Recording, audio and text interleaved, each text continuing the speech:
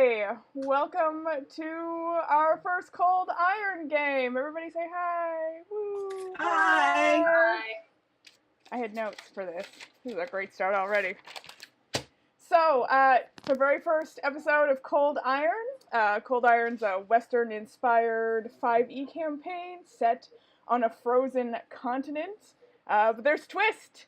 There's going to be two different groups, two DMs. Myself, I'm Alicia, and our other DM actually joining us today in a guest stint, Jordan.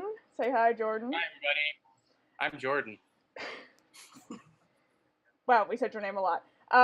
So we're each going to be running two groups that are sort of in the same world, and they're going to be interacting in an interwoven story. So today you're watching Cold Iron, a town called Winteroak. Next week you can tune in at the same time, same place, and watch Cold Iron, a train called Progress, which Jordan's going to be running. There's your name again. And I know, so we promoted this, obviously, as all women, and now we've got Jordan here. One of our players, unfortunately, had a family emergency and couldn't be here, so Jordan is stepping in just to round out our numbers a little bit. So, with all that said, let's get started. I want to start by just maybe having everyone introduce themselves briefly. You can say your name, your character's name. You maybe say a little bit about, your D&D experience if you want. I'm springing this on you at the last minute, so Thanks. don't freak out. Way to go, Alicia. Thank you. You're welcome. I'm Heather, and I play Og. Og is a furbog. And this is my first foray into D&D. Next. I play a rogue named Perny, and I haven't played D&D in a really, really long time, so I'm just coming back to it because I'm that old. And I think I'll have a lot of fun. And also your name is Joe. Yeah. It's on the screen. Oh, okay, and my name's Joe. Fine. I have privacy issues. It's literally just Joe. I know. And Shauna? Hi, I'm Shauna. I'm playing Jory, an elf. I've played a lot of different tabletop games. This is my first D&D game. Go newbies.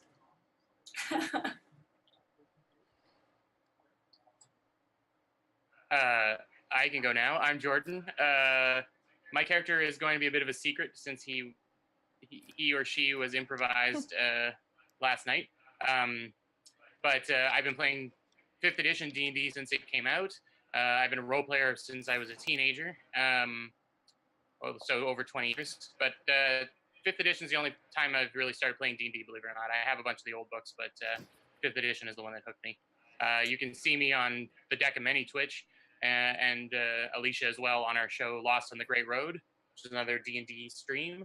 That's every other Monday. Just a lot of D&D, like 3 times a week, 4 times a week. I don't know. Great. Rails off. And I'm Alicia. I am the dungeon master, so I'll play a lot of people. And I've been playing D&D for a couple of years now, 3 years, I guess. Played some indie RPGs before that. And I'm going to be running this shindig. Well, 50% of the shindig. Every other Saturday, this shindig belongs to me. With that said, why don't we get right into it? So, Og, you are in the forest. You are outside where you normally are. What do you normally do when you're hanging out outside of the town of Winteroak? Well, since I'm very much about just hanging in nature. Lots of times I'm just wandering around enjoying my fellow creatures. Sometimes I'm hunting or fishing, much to my disgust because I hate eating my fellow creatures. But basically, I'm just hanging out and enjoying being alive. Okay. Well, you're out there. You're hanging out. You're enjoying being alive. You're talking to your creature friends, and you hear a noise in the bush. Oh my. Okay. Well, I guess I'm going to walk towards the noise to see if I can determine what made it. Okay. You're gonna walk right up to the noise? Well, no, I'm just going to walk towards the noise. Okay, we might have a technical problem now. Sorry, everyone who is currently watching. Things look a little crazy. We lost a player, and it messed things up. Give us 2 seconds. Just put up the be right back. We'll Yeah. be right back. Yeah, that's exactly what I'm gonna do. We'll be It's right our back. first show, so. It's our first show! Yay! Yay!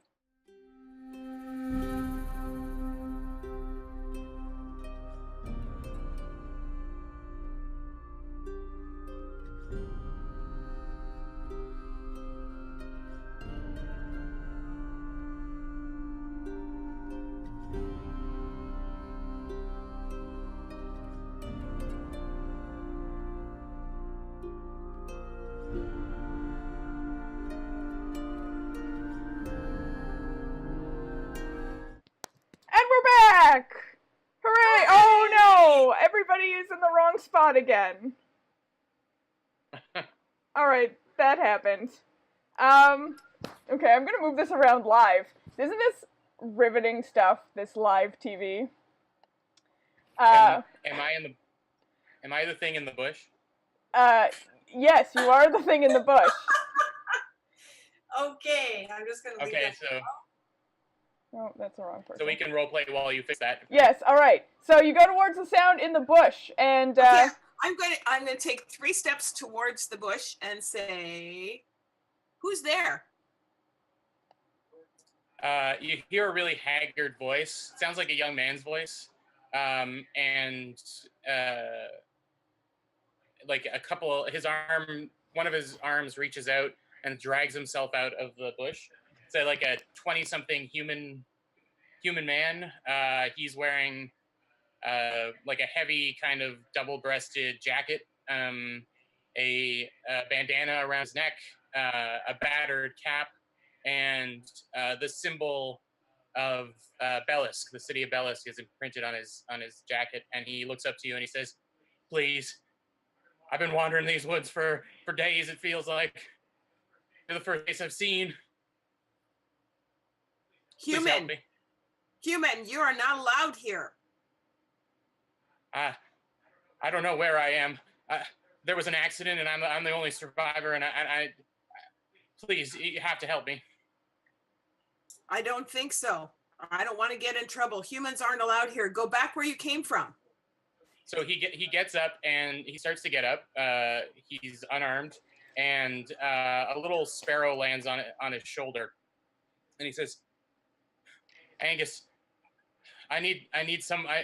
Can you convince this person to help me?" And he's like obviously delirious. He's talking to the little bird on his shoulder, but the bird hops off his shoulder and hops over onto Og's shoulder. Please.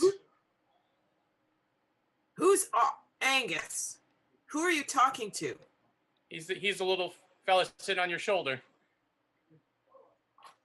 I don't think so. He's been my only friend since the accident. He's a little piece of home. What happened to you? There was a crash. We were setting the path down for progress. We were setting down the path, and then I heard something. I heard an awful noise, and then there was a collision, and I just ducked underneath one of the benches in the travel car, and then when I got up, there was nobody left, and I just ran into the woods.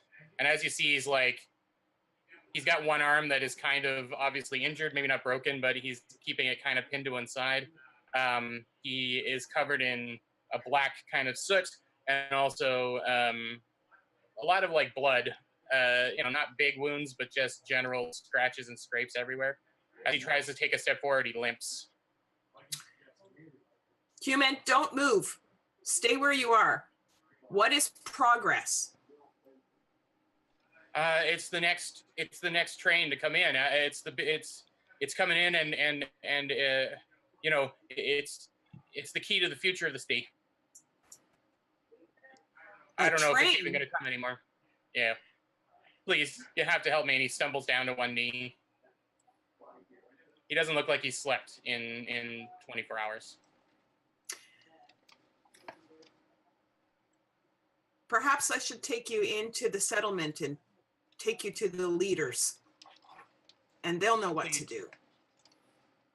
All I need is a sleep, is a rest, and maybe like a compass, to find my way back somewhere. But I please help me. And he non-aggressively drapes an arm over your shoulder. Okay. Don't touch me. I push him away. Very agitated. I'll take you into the settlement and introduce you to the leaders, and they'll know what to do, because I don't know what to do. Okay. I'll follow you. I'm sorry if I can't move as fast as you. Okay, so you guys are gonna head in towards Winteroak? Yes? Yes. Yeah, well, I'm following this fine person. Non-aggressive. Yeah, in a non-aggressive manner. Okay. I put out my hand and say, "My name's Jonas. I'm Og. It's a pleasure to meet you. I'm so happy to just see any face in the woods." All right. Don't touch me. Don't talk to me. Just follow me. Right. I do.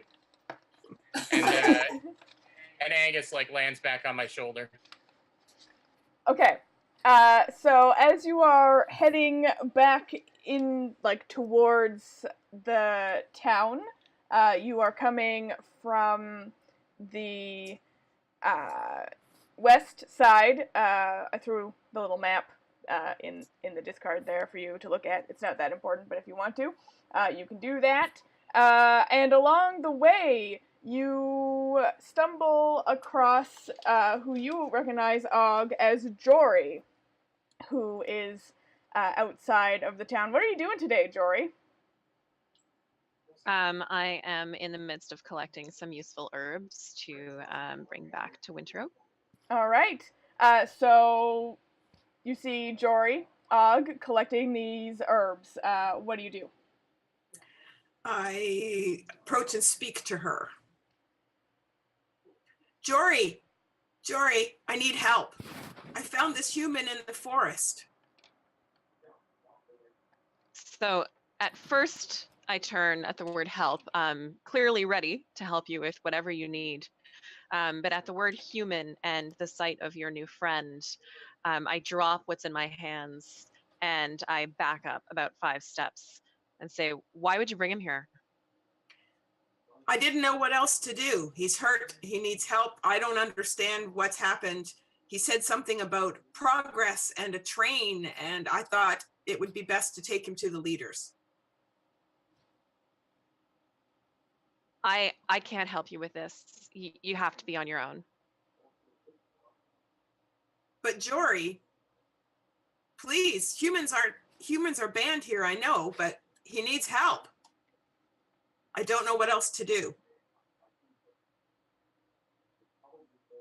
Your name's Jory? Is that what I heard? My name's Jonas. I'm just a coward who got lost in the wood. I just need a bed for the night and a direction to go in. And I've just been so lost. that's not up to me to decide. And as I'm speaking, I'm going to continue backing away a few steps, a few more every couple seconds, clearly clutching my little basket of herbs quite tightly. And I look back to my actual friend and repeat that I'm not going to help you with this. Look, you can bring him in and see what the elders want to do, but I can't help you.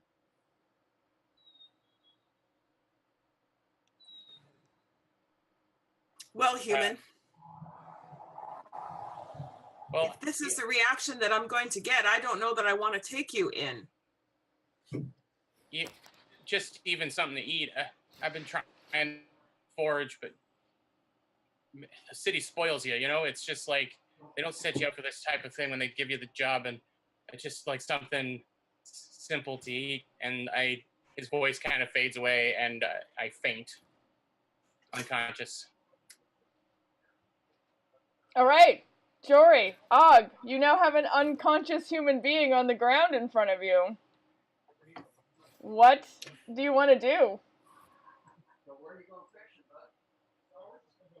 Why, Og, why don't you go bring somebody here? Why does he have to go all the way in to Winteroak? Can't we bring somebody here? I hadn't thought of that. I'll go and fetch an elder. And I turn and start towards the town again. And over my shoulder, I say to Jory, just make sure it doesn't go anywhere. So while Jonas is passed out on the ground, I do nothing to make him more comfortable. And I am not going to take my eyes off of him the whole time that Og is gone. And my one hand will be on my scimitar. Okay. All right, so Og, you are heading into town. It's not a far walk from where you are. And as you enter Winteroak, let's paint a little picture so everybody knows what it looks like, I guess, except Jonas, who's passed out. You are... You're greeted by a flurry of activity. You know, for a small town in the wood, it's quite busy. Coming into the town from the west, you first enter the market, and there are people there bartering loudly.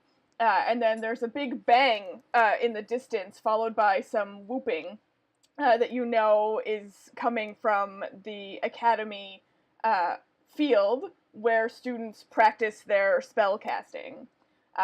There are gnomish clockworks just everywhere, flitting through the sky, skittering along the ground. You can hear the chanting of worshippers at the Winteroak. Children are splashing in the recently thawing lake. You're pretty sure you hear the dwarvish chorus practice at the amphitheater. There's nature all throughout the city. It's not, well, the town. It's not really a city. Little small wildlife sort of walks freely through undisturbed. Trees and bushes crop up between buildings, but also just sometimes even in the middle of the unpaved paths. The town has a quirky gnomish feel to it. Many of the buildings are strange. They have these weird add-ons added. Things are gnome-sized in a lot of places, so like someone like you would have to like squat to get through doors to some of these buildings. And it just has a really interesting, quirky feel about it. So as you walk through the town, observing all of these things about the town, which are not new to you, you know that you're heading straight to the elder's residence. And when you get there, the elder that you find is Vaxis. Vaxis is a tall, elven-appearing person with ice blue eyes and long white hair, and everything about them screams winter. And as you sort of enter into the building, they greet you and they say, "Welcome, Og. What can I do for you? It's not often we find you here." Vaxis, you know that I spend little time in the town, but I've stumbled across something that I believe the elders may need to handle because it is beyond me. Could you please accompany me to the outskirts? What did you find? A human. And Vaxis looks very alarmed at this fact and actually like looks around sort of over each shoulder and then leans into you and whispers, "A human? You found a human all the way out here?" Yes, Vaxis, and he's not well. He's been injured, and he tried to touch me, and I didn't know what to do, and I thought it best to come into town, and then we ran into Jory, and her reaction was very much the same as mine, because of course humans are not supposed to be here. And all I could think was, I need an elder. Could you please come help me deal with this situation? And Vaxis takes a moment to think, and you can see the wheels turning in their head, and starts mumbling, "A human. The others can't know. The others can't know." And leans to you and says, "It's good that you found me. Take me to the human." Oh, thank you, Vaxis. Just follow me, and I turn and duck out the door. Okay. Yeah, and so Vaxis follows and sort of all the way back out to just outside the town, where you come upon Jory staring intently at Jonas and like holding her scimitar and just staring. Jory, I've brought Vaxis. And Vaxis hurries right up and like crouches and peers Jonas like right in the face, like too uncomfortably close, like very confused about the presence of this human, and sticks out a finger and kind of pokes at Jonas. He starts to stir. I start to stir, and I look up to see this. You said it was an elf-ish person? Yeah. Elfish? Oh, are you an angel? I am Vaxis. You should not be here. I don't even know where here is. That's good. It's good that you don't know. And it's good that the others didn't find you. You need to go back to where you came from. I've been wandering in the woods for days. I think my arm is broken. I don't mean any harm. I'll sleep in the woods in a tent. But I can't. And he passes out again. Humans are very weak, Vaxis says. Agreed. But I don't trust him. nor do I. What information did he give to you? Only that he had been wandering in the woods for days. Something about a train called Progress and an accident. It didn't make any sense to me. That is peculiar indeed. Vaxis, I did tell him to go back where he came from, that he wasn't welcome here. I believe you, Og. You know the rules very well, and you protect this forest. That said, I think it's best that we, 1, ensure he goes back where he came from, and 2, perhaps investigate this train.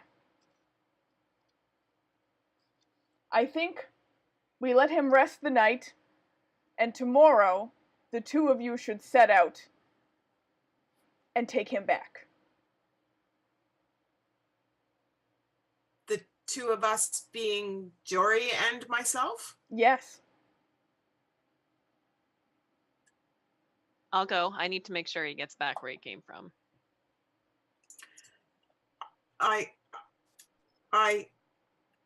If that's what you wish, Vaxis, I really I really don't want to leave my forest.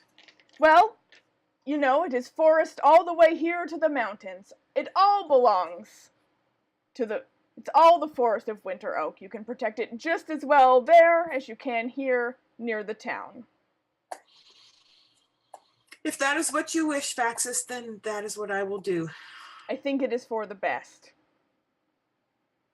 So while Jonas has been passed out, Angus, the little sparrow, has like knocked his hat off and is settling into like the mess of the mop of his hair, like a little nest, Mm-hmm. as he's like sleeping in the dirt. All right. Avaxis at this point in time makes a face at this situation and says, he can sleep here. Once he's awoken, you can set off, take the boat, and report back to me whatever you find after you've delivered him where he belongs. And report only back to me. Yes, Faxus. And Vaxis turns with a flourish, long flowing hair, you know, and just kind of gracefully walks back into the town, saying nothing else. So at this point in time, it's probably actually like late afternoon, dusk, you know, you were partway into the day already. Do you want to just leave Jonas there on the ground to sleep it off? Actually, I was going to say, perhaps Og would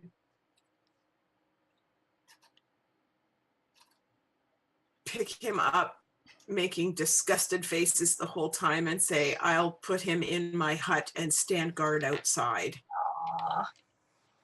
All right. So Jonas is a pretty husky boy. Just so you know, I mean, I'm sure Og is strong, but yeah. But you know what? I think it's a good opportunity to make the first roll of the game. Dun dun dun. So, Og, I'm going to get you to make a... How much do you weigh, Jonas? 210. Okay. Make... And I've got heavy gear on and a chainmail shirt, and so. All right. So, Og, go ahead and roll your d20 and make a strength check.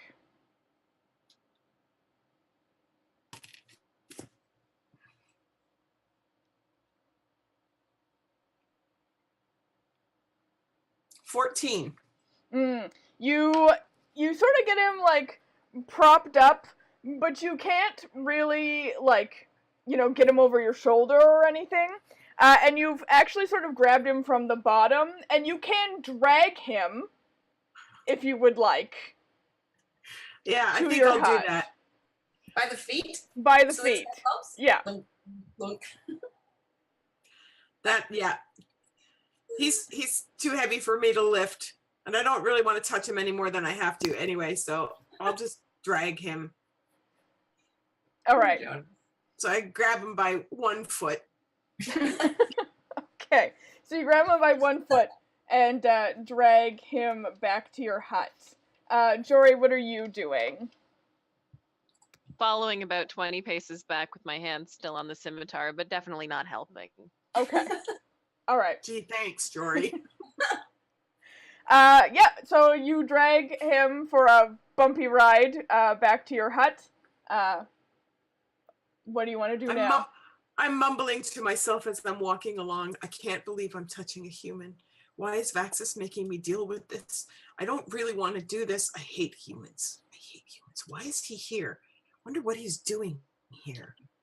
Wonder what that bird thing is. I'll have to have a chat with that bird. And as he's mumbling to himself as he walks along, he gets to the door of his hut and he boots it open and just kind of scoops Jonas up and shoves him inside. Not on the bed or anything, just onto the floor. Just onto the floor, and closes the door behind him with a very resounding thud. Stands outside with his arms crossed. Jonas is completely out cold. There is no waking him at this point. All right. So is there anything you want to do in the evening or the night, or do we want to just, and the night passes? Winching! No, wait. Jory, I will stand guard so that we know the human doesn't escape, but I'd appreciate your company and your scimitar. Not a problem. I wasn't planning on letting him out of my sight. Thank you. Okay. So the two of you are gonna stand guard. I assume maybe probably switching off occasionally through the night so you can get a little bit of sleep. What do you Jonas just sleeps through the night? Unless you think he has dreams. No. He's out cold. It's not because he's decided to have a happy rest. It's just his body's given up on him. Yeah, no, it's a dreamless sleep. You're just fully out of it. Yeah, until you recover. But like Angus is sort of nuzzled in right here. All right. Okay, so the night passes uneventfully. Jonas doesn't try to escape or move. He probably snores loudly. Most certainly, yeah. Coal lung. And when the morning comes, you can hear him start to stir inside of the hut. Okay, well, he's moving around, Jory. I think I'll open the door and see what's happening here. And he pushes the door open very tentatively. Jonas has pushed himself up on one arm, and the other arm is still looking kind of tender. And he's like smacking his lips. He's got like dry mouth, like from a night, like as though he'd been drinking all night. And he looks up and says, "Oh, Og, thank you. I still don't feel 100%, but that's the best sleep I had in days." Don't thank me. I didn't do it for you. I did it because I was told to. Well, I'll still thank you just the same. I start getting up, pushing myself to my feet. I pull a little bit of seed out of the pocket of my coat and start tentatively walking towards Og at the door, but Angus is kind of eating seeds in my hand. And Og backs up a step and says, "Stay there, human. Don't come any closer." All right. Whatever you say. Jory and I are to accompany you back to where you came from. Are we going all the way back to the city? Well, we are to take you back to where you came from. Perhaps I will take you back to this place you call Progress. Oh, I don't know if you understood. Progress is on its way. We were just laying the track. Laying the track. I don't understand any of this. Get up Progress here. Progress can only move where we instruct it to, where we lay the track. So we went ahead, we built the track. We still had a few miles to go when the accident happened, but Okay, so Alicia, do we know what a train is? Jory's gonna know what a train is. Okay. All right. You roll an intelligence check.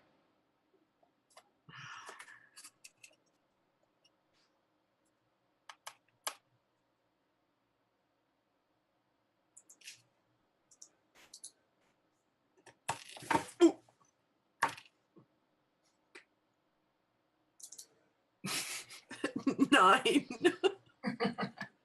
You don't know what a train is. Yeah, you're I'm not surprised. you're confused about this train. But Jory, you know what a train is. Obviously, coming from the city, the train ran through the city. Yeah, this seems like a good moment for me to step in and save Og from himself, and just Thank you. just look at Jonas and say, "Why don't you take us to your train?" I suppose we can do that. There's not much left of it. I have to admit I didn't stick around long enough after the crash to see exactly what was left. I grabbed these, and he like pulls up a 2 rail ties, which are about this long, pointy. But that was just because I thought I might need something to defend myself, but I have not found myself to be very good at that. And he like tucks them away in. I can. Well, I would like. I can point in the direction that. I can point in the direction that we need to go in anyway.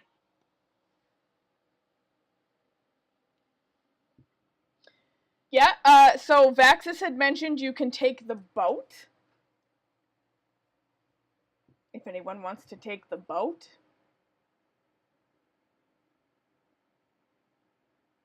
Or you can walk through the woods. Up to you. Vaxis said to take the boat, but will the boat get us in the direction we need to go, Jory? You don't generally lay track over water, so my guess is no. The boat will take you through the woods more quickly down the river, but yeah, you will have to get off the boat at some point to walk towards where the track is. I'm not super excited to be in a small space with this person that we don't know, so I think the woods are our safest bet. I agree. We know them better than he does, most likely. Absolutely. Great. Through the woods, then. Are you going to set off right away? Yes. Okay. So, Jonas, are you going to point them sort of generally in the direction that you came from? I lift up the arm that's not really good to point, and it kind of, like, I grunt and I have to pull it back in, and I lift up the other arm and point. I don't recall any running water, but yeah, it was this way. All right. And Jory, I guess I point in a southeasterly direction. Jory, you do know sort of the way back to Bellisk as well, so it's probably been a long time, but you have a vague sense of where you need to go back in that direction. Okay, so you're gonna set off? Yep, into the woods. Shall I lead, Jory, and put the human between us? Yes, definitely. My name is Jonas. At the very least, you could just call me by my name. I don't think so. All right. Okay. I'm just not going to engage Jonas in any sort of discussion, and we'll just make sure that I'm watching him pretty carefully the whole time that we're in transit. Okay. That's fine. As I start walking, I suddenly have this thought, and I turn back and look at Jonas and say, "How did you get Angus to talk to you?" Well, I mean, I don't think he doesn't really talk to me, but he's taken a kindness to me, and now he just lingers. I'm happy to have him. You're welcome to chat with him if you like. he don't talk much, but he's a good listener. And I hold out my hand, and he hops. I kind of push him towards you, and he lands on your shoulder. He's just like a little sparrow, not very big. So, can I ask Angus why he's with this human? You want to cast Speak with Animals? Yeah. Yeah, of course you can do that. You want me to roleplay Angus? Yes.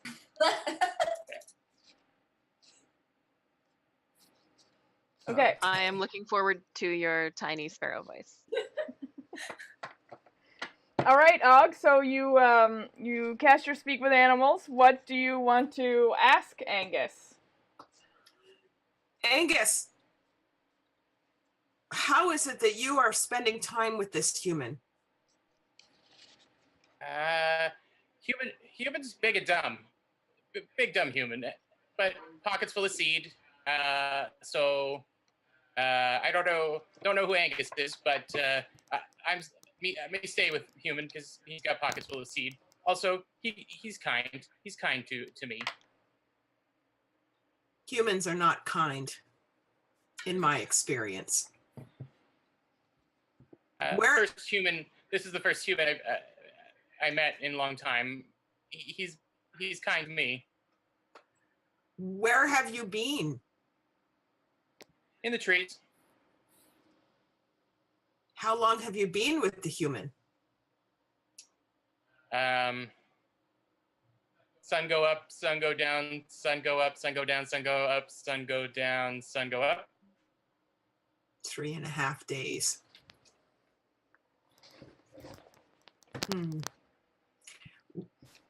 Where were you when you found the human?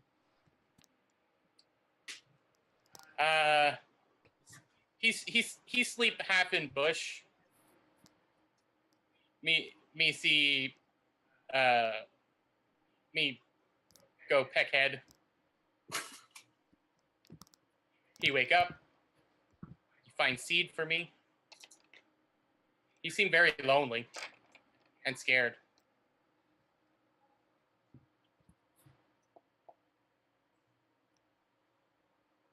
Was he hurt when you found him?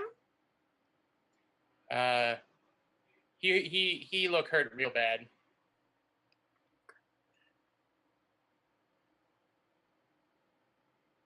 Do you have seed? Of course I have seed. And Og reaches into his little pouch that he always carries that's full of berries and seeds and various things and pulls out a handful and says, "Please, help yourself." He pecks a little, and then he says, Can I go to human?" If you want to go to human, absolutely. Thank you. My pleasure. And he flies off, lands on Jonas's shoulder. Okay, so you're going to walk most of the day uneventfully. At one point in time, 5 tiny white kobolds run across the path in front of you. One stops on the path and looks at you as if they're thinking something, and then realizes they've kind of been left behind by the other kobolds and runs to catch up. Looks to who? The group of you. Okay. And it's just staring at the group. When he stops and is looking at us like he's thinking, can I hear him? Can you hear him thinking? Yeah. No? Can you hear people think? I don't. Well, I was just wondering if he was pausing and communicating and I just missed it. No, Instead- just instead he looking just at looked you. At us like he was thinking. Okay. Yeah. Sorry. Nope. All good. Yeah, and then skitters off again as soon as he realizes he's been left behind. And evening comes. It's nighttime. What would you like to do?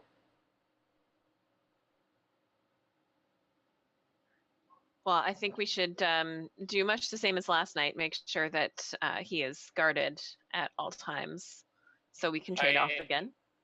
I lean up against a tree and kind of slowly slide down it, and I say, "Don't worry, I got no interest in going anywhere." I just lean up against the tree, looking kind of miserable. Okay. Still think we should guard him. I agree 100%. Who will take first watch? Oh, I will. All right. Well, I'm going to just move about 10 feet away and sort of plunk myself down into a heap leaning against a tree and have a little nap while Jory has her first watch, and then we'll trade off through the night.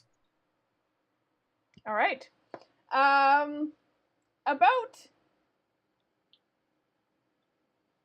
midway through the night, we're gonna cut to a tiny halfling, quickly, sort of with purpose, making her way through the forest, not even really stopping to sleep. And as you are making your way, it's nighttime, and you're moving quickly, but you see a little campfire. I'm gonna say you guys made a campfire. You see campfire through the trees. What do you do? Drop into a crouch, move slowly towards it, and see if there's any magic around. Okay, so you creep up, and you look, and you see an elf holding a scimitar, a beat-up human, and in heavy armor, yep, and a furbug, I don't know, forest cow? I don't really know how to describe them. Yeah. That's what they remind me of. Okay, so probably no spellcasters. The elf is making me a little nervous, but... Yeah, you don't have the ability necessarily to identify anything magical at the moment. No, I'm just looking for, sorcerers are always doing shit with their hands and making funny things and any ostentatious displays of their stupid intellect. No? Okay. No, it's mostly people just standing there around this campfire. They look a little tense. Yeah, that's accurate. Ground and someone's got a sword, all right. I don't know, I'm kind of intrigued. Does anybody look rich? What are you guys wearing? Well, Og is wearing his giant moleskin coat, leather pouch. Very woodsy. Very woodsy. I camouflage myself very well. All my coat is covered in lichens and leaves, etc., so that I blend in. You stink? I think I can smell you from here. Yeah, I probably don't smell really good to Awesome. to most people. Jory, what are you wearing? Well, I was out collecting herbs, so I'm dressed fairly simply. I mean, I do have light leather armor on and just a very simple neutral colored tunic and leggings. Other than my scimitar, probably not terribly threatening in other times, better times. But yeah, I would say tense was a good way to describe how she is right now. All right. And since Og is slumped against a tree, half asleep, not much of a threat either. And also you kind of blend into the tree, I'm guessing, with your lichens and your leaves and such. Jonas, what are you wearing? Oh, I think he detailed it for us already. Oh, right, yes, the armor. Yeah, so you can't really see the armor, but I have like one of those heavy kind of pea coats on, double-breasted kind of pea coats. That you would find train workers wearing. But underneath you can see there's chainmail armor, and then I've got a bandana and a cap that's pulled down over my eyes. Otherwise, it's just like boots and like soot-covered clothes. Is there any Bellisk insignia on your clothes? Yeah, he said there was one on his lapel. Okay. Yes, so give me a perception check, Prinny. 20? 20? Is that a D20? Oh, Yes. yes, D20.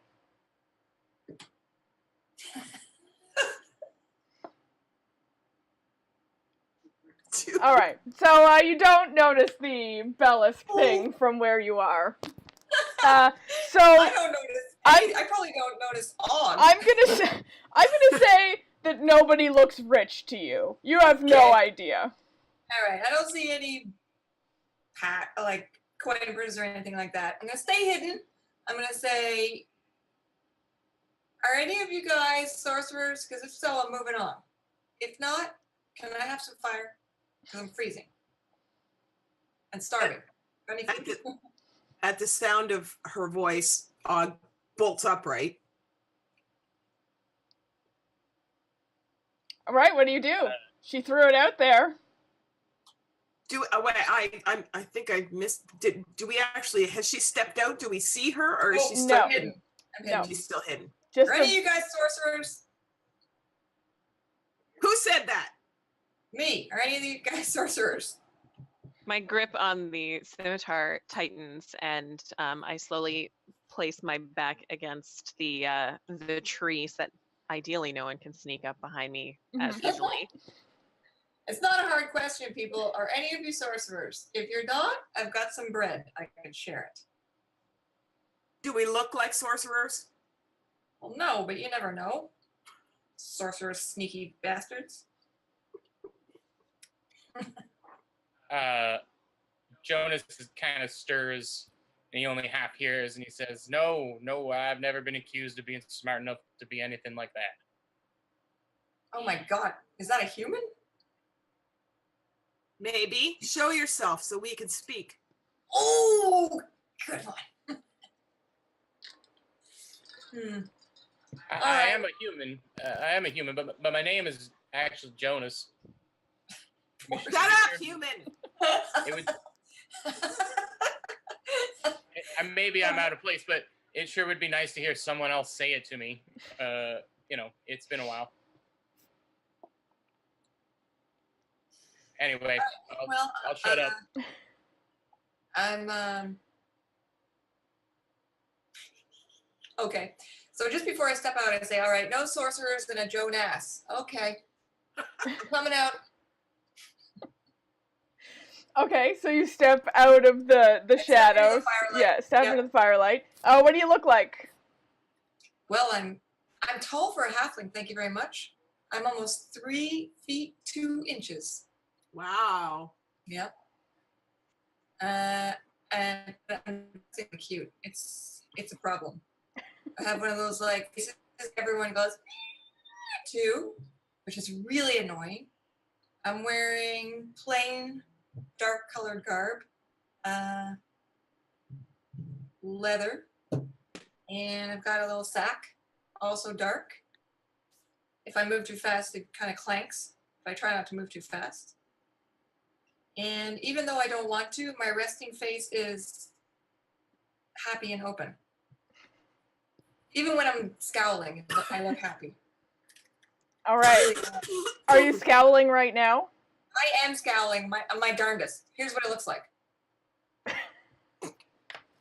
Great scowl. Great. Okay? So that's my scowl face. All right. So I walk into the firelight and I say, by the way, I don't have any bread. Do you have any bread? Because I'm starving.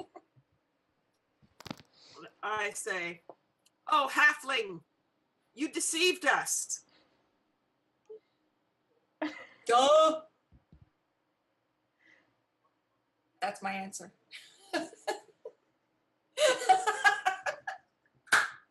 Oh, Heather and I are going to get along great. What do you want with us? Well, as I mentioned several times, I'm hungry. Well, we have no food. You don't have any food? None to share with you. Come on. I can help you out. What do you need? What do you need? I don't know that we need anything from you. What? I know the forest like the back of my hand. And the cities. I know everything. I'm a thief. What do you know about a train? I don't know. What do I know? Okay, go ahead and roll a.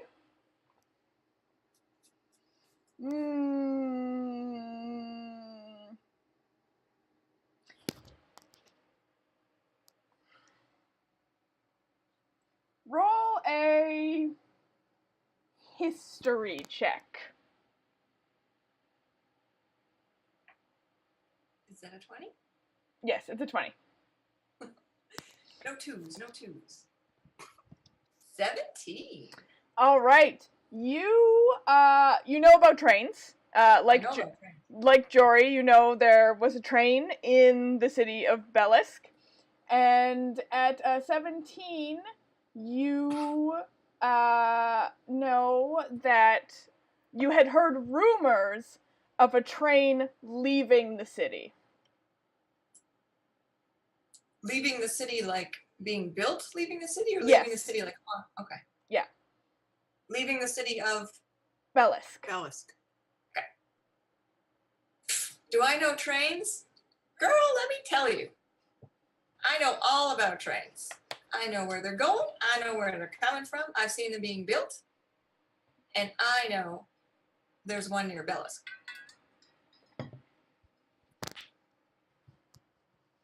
Am I allowed to say something? You wait. And I turn back to the halfling and say, well, do you think that you could come and make sure that he is taking us where he says he's taking us? Because if you know anything about where he's from, we need you to make sure that he's not lying to us. What's in it for me? We have a little bit of food we could share, and we can make sure that the journey is safe, and then anything we find along the way that you find interesting, you are more than welcome to keep.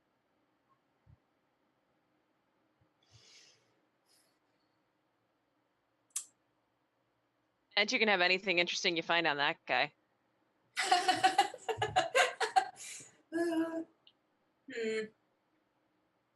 Well, I'm actually on my way to Winteroak.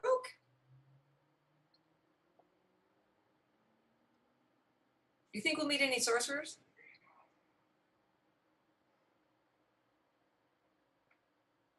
Human? Any sorcerers where you came from? Well, she was asking on the way to Winteroak, which is a place I am not familiar with.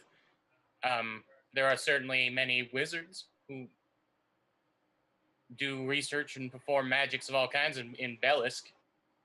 But if you've been there, then you know. Okay, and you have food? So, Yes. I'm not allowed to speak. Human, shut up. Okay, I'll go with you. I'll go.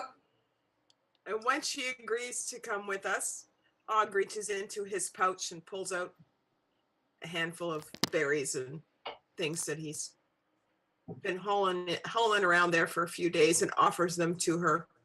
Berries? Here you go. Be a pie or something? Wait. Maybe I'll make a pie. I take the berries. I rummage through my pack. Do you find the things to make a pie? I think I do, don't I? Don't I have a ration? Don't I have rations? Yeah, you make a pie. I'd say you make a pie. On the campfire? Yeah, I'm a halfling. Okay. Make a pie. I make a pie. I give everybody a piece, including Hold Jonas. on. I want to see how well you make the campfire pie. Oh, okay, yeah. I don't even roll a survival check. A survival check. Which is a 20 and then add your survival modifier.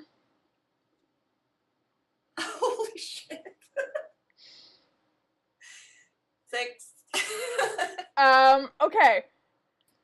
So you find some rations and you mix it together making a sort of thing that's like a crust. You think you've seen pie crust made before. You grind Yeah. some nuts and some bread together and Yeah. and then you put the berries in it. Who needs salt? And then you put a slice of bread on top, because, Yes. pies have a thing, and you cook it over the fire. And you pull it back out, and you cut it up, and you share it with everyone. I do. And it looks pretty darn tasty if I do say so myself. I did most of the work. Is anybody having any pie? I would like to eat some pie if I'm included in this. Absolutely. I say, here, Jonas, have some pie. I'm just gonna watch the whole thing with like a mildly horrified look on my face. Devour the pie. I was going to say it all would take some, except that I suspect that Joan Ass eats it all before I can even get a piece, which No. causes. No, I just gave him a piece. What was that? I just gave him a piece. So I was provided with a mere piece of the pie. Okay. I have not left the tree. Og samples the pie and chokes down a mouthful and then decides that perhaps he's not that hungry after all. How can I be a halfling that's bad at cooking? That seems like so wrong. Okay, well. Oh, What were you doing in the forest before you got here? Jonas eats it like he hasn't had a meal in forever. All right, well, I go and sit by Jonas, and we eat the rest of the pie. Camaraderie. Gladly. And I have dessert. I know this is kind of dessert already, but I have something we can eat after. I only have 4 left, and I reach into the other pocket, and I pull out caramels. Oh, nice. Wrapped in paper. They've all got like a print on them, some kind of candy company. And I say, well, there's one for each of us. You're going to get... Sharing is good. I will very tentatively go and just make sure that Jonas has to stretch his arm out as far as possible and take it from him. But don't eat it yet. I'm just gonna sort of watch what everybody else does. I've stuck mine in my mouth already, and I'm chewing very rigorously. Og too approaches very cautiously and extends as much distance as possible between him and Jonas to accept a caramel dropped into his hand, although then he just sort of stands there going, I don't know about this. I'll have it if you don't want it. Good. Y'all caught me. I got a train, and I got into a train crash in the middle of the woods, so I could stumble, injured, into a place that I have no clue where it is, so as I could find 3 random people and poison them with caramels. You figured out my plan. Oh, wow. I'm from the city. Crazier things have happened. Well, I'll let you have chosen which one I eat, so I did not control which one you got. So I will. I'll eat it, and I eat the last caramel.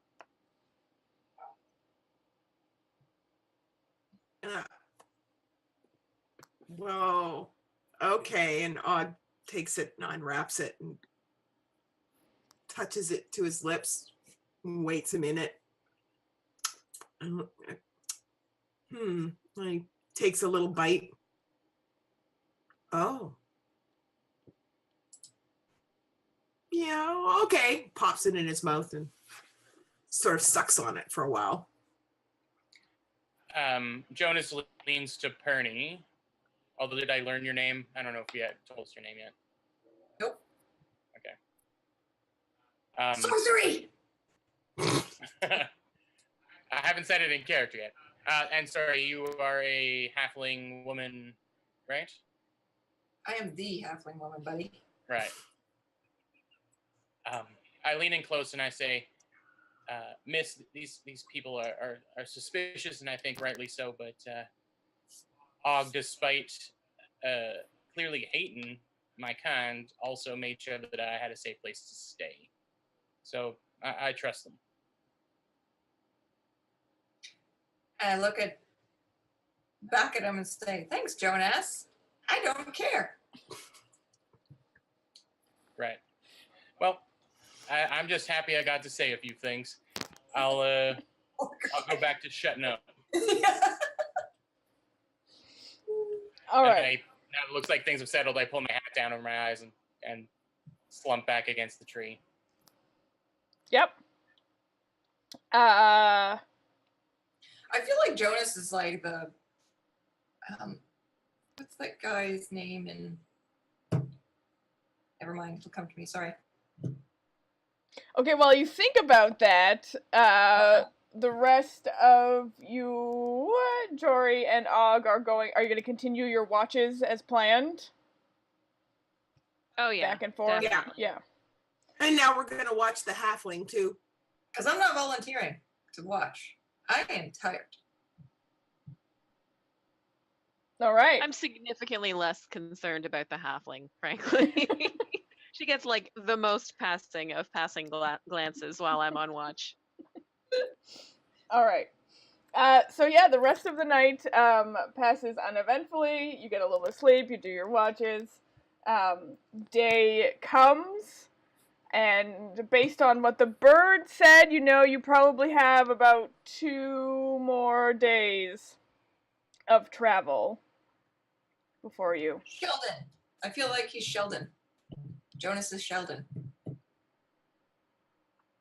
From the Big Okay. Bang Theory? Okay. Yeah. You know, we're always making fun of him and like he's probably He a doesn't deserve it. Yeah. Yeah. Poor Sorry. Jonas. Poor Jonas. Yeah, so you got about probably 2, maybe 3 more days of travel, based on how long Angus said that he or she had been with Jonas. Are you gonna set out again?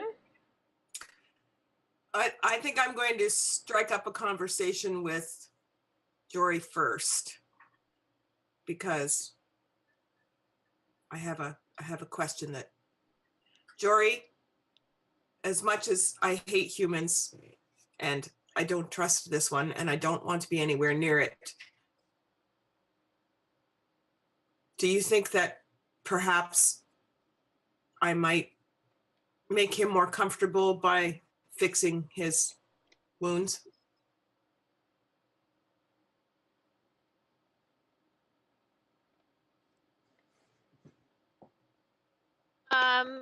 Maybe some of them, but I don't think that we should make him too comfortable.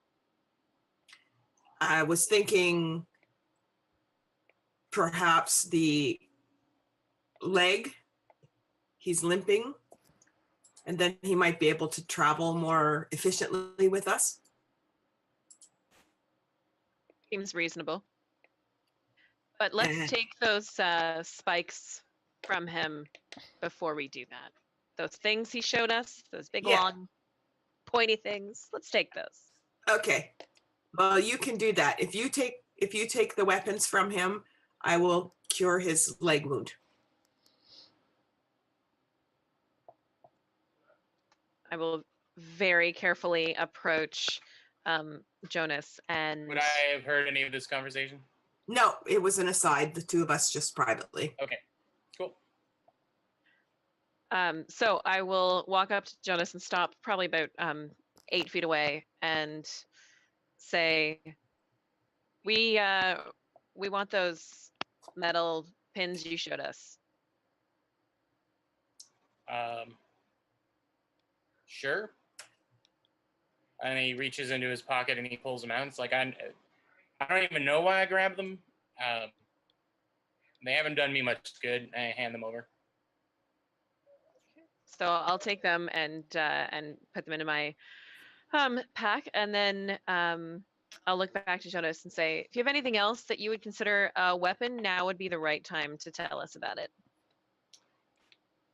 I am more of a lover than a fighter, but I have these. I've been in a few brawls in my time, but I'm assuming you're not going to chop off my fists. Don't rule it Not out. this time. I can walk with my hands in my pockets.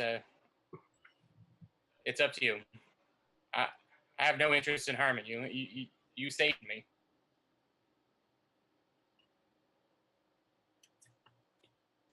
Okay, is Jory satisfied? Yeah, I'm satisfied with that. Jonas has his arms out like this, and he's like turning slowly to show that there isn't anything, and like the little bird is hopping from pocket to pocket as he goes around. I'm looking very interestedly at his pockets. Is there anything in there? Well, let's start. Do you have anything in your pockets, Jonas? She'll have to look. All right, go ahead and make a perception check because you're not that close. No, I thought we were buddies now. I'm like right next to him.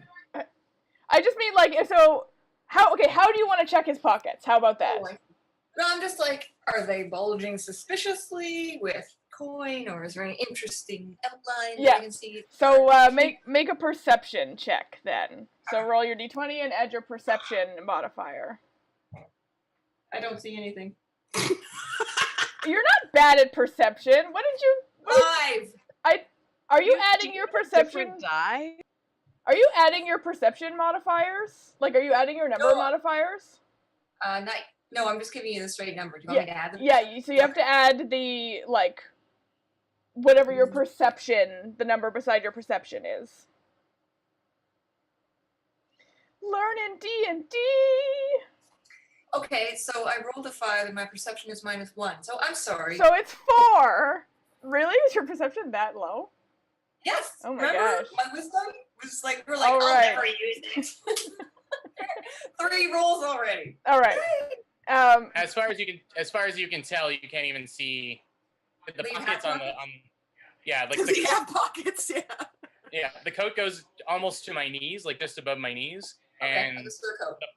the pockets on the front are so big that, like, so kind of thick that you wouldn't know unless there was something really big in them. But right now, it just seems to be seed. So. Well, there you go. Okay. So now Sorry. can Og now step in and cast Cure Wounds on Jonas's leg? Fine. Jonas, do you have wounds that require healing?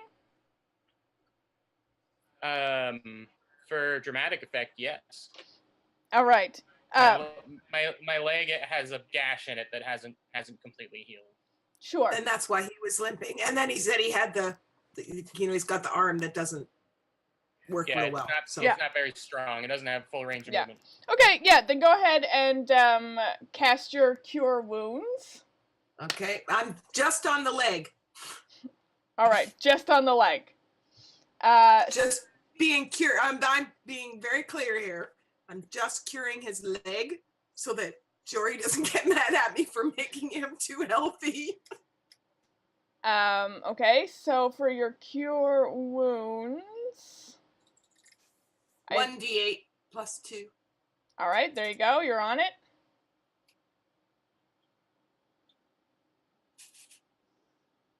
So you're just coming up and poking my leg, I'm touching it. right? Same difference. Og, can I help you? Just stay still, human. It's Jonas. Okay, so we have a 5. And that's with your 2 added? Correct. All right. So Ooh. Jonas gets to heal 5 points of leg only damage. Can we say that it patches up or whatever, and I can move a little faster? Yeah. Og, that was very generous. I know that magic is a limited resource, so I appreciate that. And I kind of like hop around a little and feel pretty good in the leg area, and like whistle to Angus a little, and he whistles back. And while he's doing that, August just walking away going, because I had to touch him. Yuck. All right. So Jonas can move more quickly.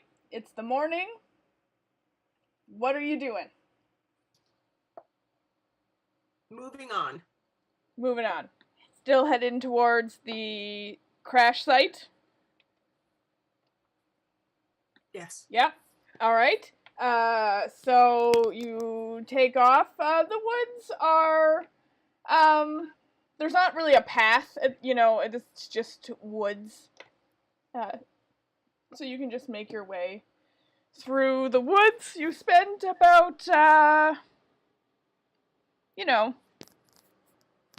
maybe half the day going through in a fairly open space, and then it starts to get a lot tighter, and you have to go through between trees in sort of a single line. So what's the marching order for that line? I'm going last. Going last? I was hoping to chat with Perny, so I don't know if I can go second last. No, because there's no way that Jory is gonna let you. It would probably be me, Jonas.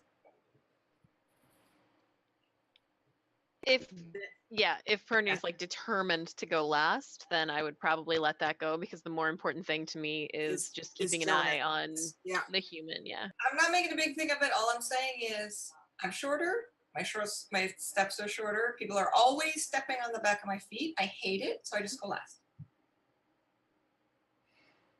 You can talk to her through me. I guess I'll have to. Okay. So you continue in this line. Have I learned your name yet at all? No. Nope. No one has learned your name yet, correct? Nope. No. No one cares. No one's asked. I will simply call you Miss until I know your name, I guess. You mentioned saying that you know a lot about trains. I was half asleep, so I'd like to clarify, but I think that you mentioned you know where they come from, where they go, how they work. You said you watched one being built? I said I knew where there was one being built. Where's that? I'm sorry. Are you the leader? No, I have a particular interest in trains. I almost died in one.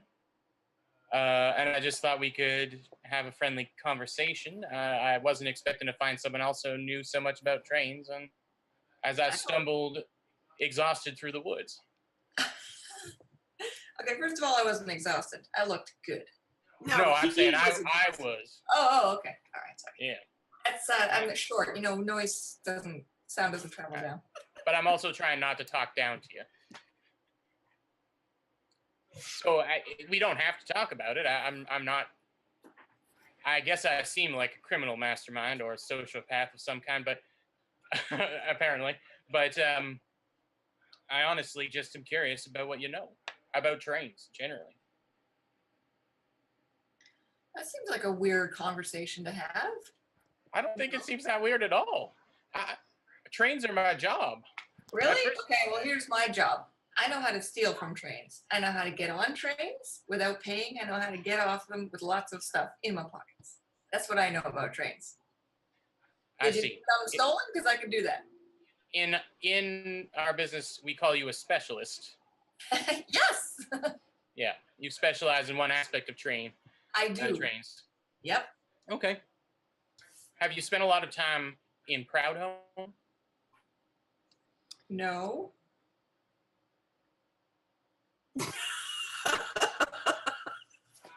Can I do an insight check? Sure. Go ahead and do an insight check. I mean, ooh. Yeah, I'm also going to give you crap for that, by the way. Sorry, yeah, I know I complain about it. 14.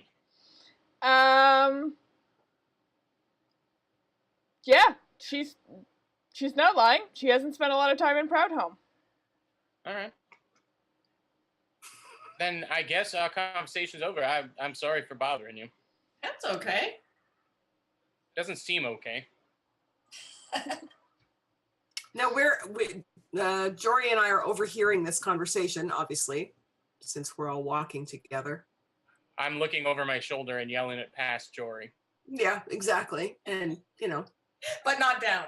but not down, just No. past. That'd be rude. Could I I'm also probably taller than both of you, like significantly. significantly taller, as am I. So, Jonas is pretty big. Yeah, 210. He's not gonna be like. He's like 6 something and he's barrel chested. Oh, He looks like he's pretty okay. We're of a yeah, we're similar sized. I'm still bigger. Just saying. Yeah, Og, you're like 7 feet tall. Yeah, 7'4" or something like that. And Oh my god. But I walk in a way that makes to make myself seem smaller. right. Okay. Because we overheard this conversation, Og is going to, for the first time ever in his oh so wonderful little existence there, actually try to engage with the human by asking, human, what does Proudhome have to do with train?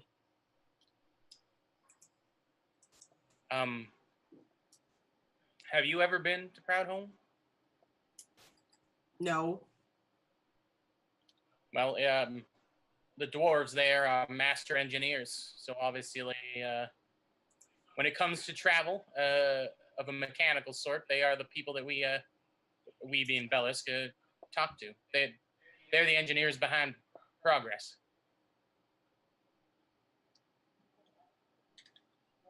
So our journey, my journey started there. At which point Og would say to Jory, does that mean that we should take him to Proudhome? If that is where he started?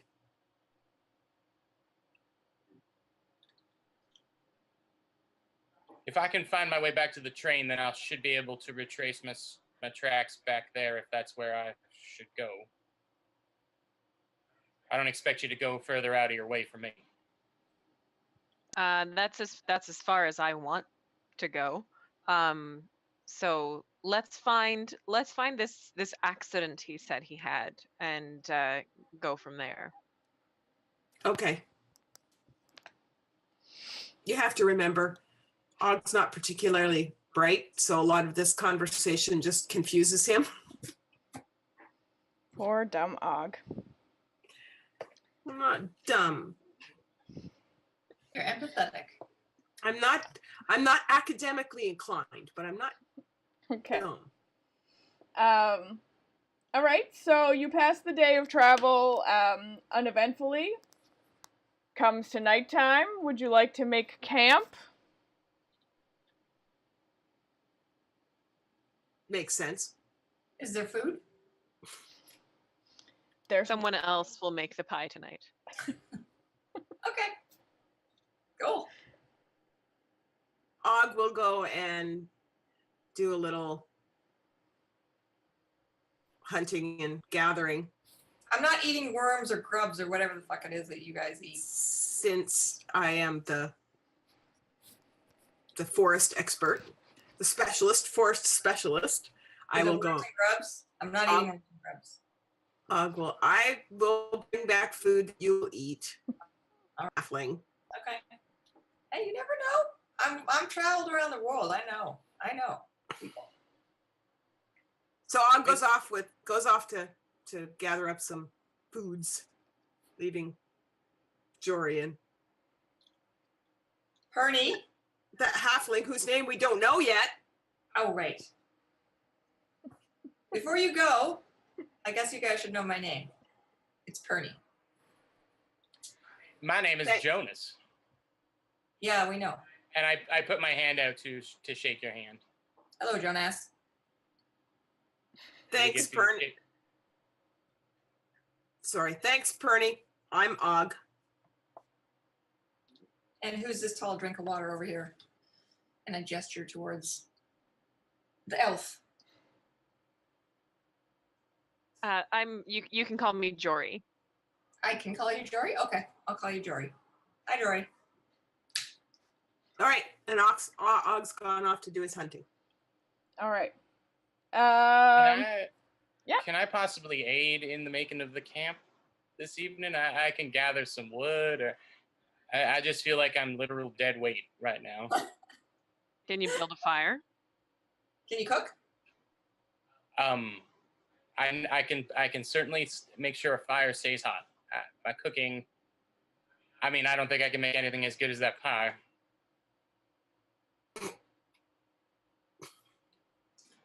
Okay, But I can leave the cooking to me, all right? But I can certainly put the fire together, I think. all right, do it. Just don't leave. Don't go so far away that we can't see you anymore. You've taken away any weapons I might have. You are my only defense. A survival roll, I guess? for Yeah. the fire? Yeah, go ahead and do I a mean, survival roll. Stoking flames is kind of the only job I had. Yeah. but Don't burn you down know the what? forest. Because you pitched it like that, you can roll your survival check with advantage. I'm kind of. I'd like to have an aside with Jory too. I feel rolled Sorry. 2 10s, which are 9s. Okay, so you're real confident, because, stoking the flames on the train was your job. And you've got your wood and stuff like that, but you realize that, like, you've never really had to make a wood fire. You're used to coal or gas, or oil lamps, in the city. So you get the wrong wood and it's wet, and you put it's too close together, it doesn't have any oxygen, and you can't get it to light. I feel like I've gotten the general structure correct, but dang it, I guess I'm just not as good as I thought. If this was a boiler, then we would be going somewhere, but if it's not a boiler, it's just a pile of wood. All right, I push aside Jonas and make a proper fire, a halfling fire, the good kind. All right. I won't make you roll for it. Okay. You just make the fire. I'm a halfling. We don't fire. Yeah. Okay. Then I turn and do one of these to Jonas.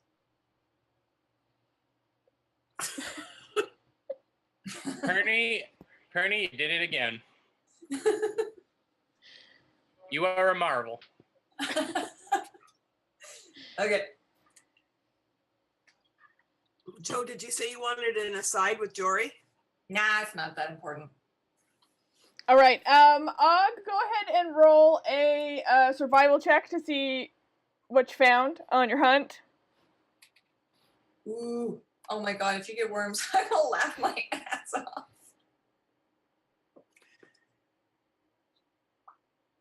So it's the 20 plus your survival modifier. Yeah. 17. Yeah. All right. You find scavenged, sort of partially eaten, but mostly intact boar carcass. Bonus. And All right. you can drag that back.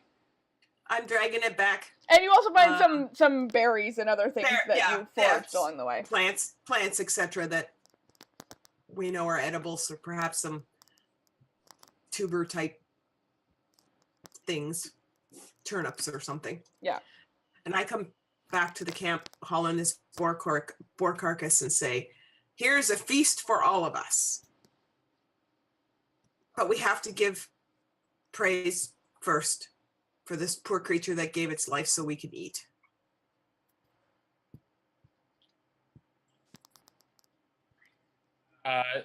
Jonas cups his hands like this and starts saying a prayer to Astley.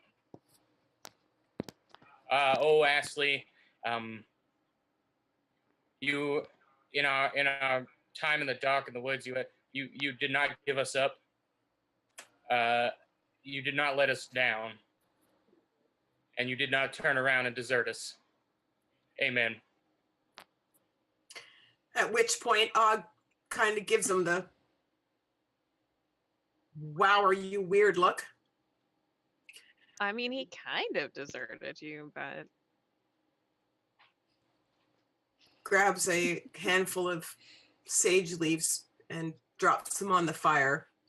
Looks heavenwards and just says, "Thank you." All right. Now, who is going to shall I butcher this so that we can cook it? if you butcher it, I can cook it. Done. All right. Og, you're a fairly adept hunter. You would have butchered things before, so I'm going to say you don't really have a problem carving it up. And Okay, I take out my dagger and skin it and carve it up. I'm very careful, though, to keep the skin and the bones nearby. Once the meat has been removed from the carcass, I pass it off to Jory, and I also offer my goodies, my other goodies that I've gathered, my tubers and leaves and stuff, and say, "You can make us a meal with this, yes?" I believe I can. all right. So since we had to roll for the pie, I'm going to make you roll survival as well for your meat and tubers meal. What are you trying to make? I think a stew Stew? of some stew? kind. All makes right. sense. Stew? We're all going stew. All right. Roll survival to see how well you make stew. Is it better than the pie? Oh my god. Never gonna live down this pie. 16. Yeah, you make a great stew. It's delicious. You get the seasonings just right. Cooks for the perfect amount of time. You know, there's no undercooked potatoes or anything like that. All right, so everybody enjoys some stew, I assume. As I am taking my first scoop. Wait, did I get stew? Yes, you got stew. I just don't know. As I'm about to take my first scoop, I look over to Angus on my shoulder and I say, "It's a shame that something has to die so that we can eat." But I roll my I eyes like I this. appreciate it. Og, on the other hand, looks at Jonas somewhat suspiciously, but nods his approval. And he starts to scoop the soup, as it were. All right. And you're gonna do watches again? Is anyone getting added to the watches? Or is it still just gonna be Jory and Og? I'm willing to volunteer my time on one of the watches, or to help someone on one of theirs. You are the reason for the watch, human. Right. Okay. I mean, you can stay up all night if you really want to, as long as you can walk the next day, but we're watching you. And also sort of the forest, but mostly you. Right. Well, okay. Then I guess I'll just sleep. Okay, and on that note, I think it's a good time to take a break.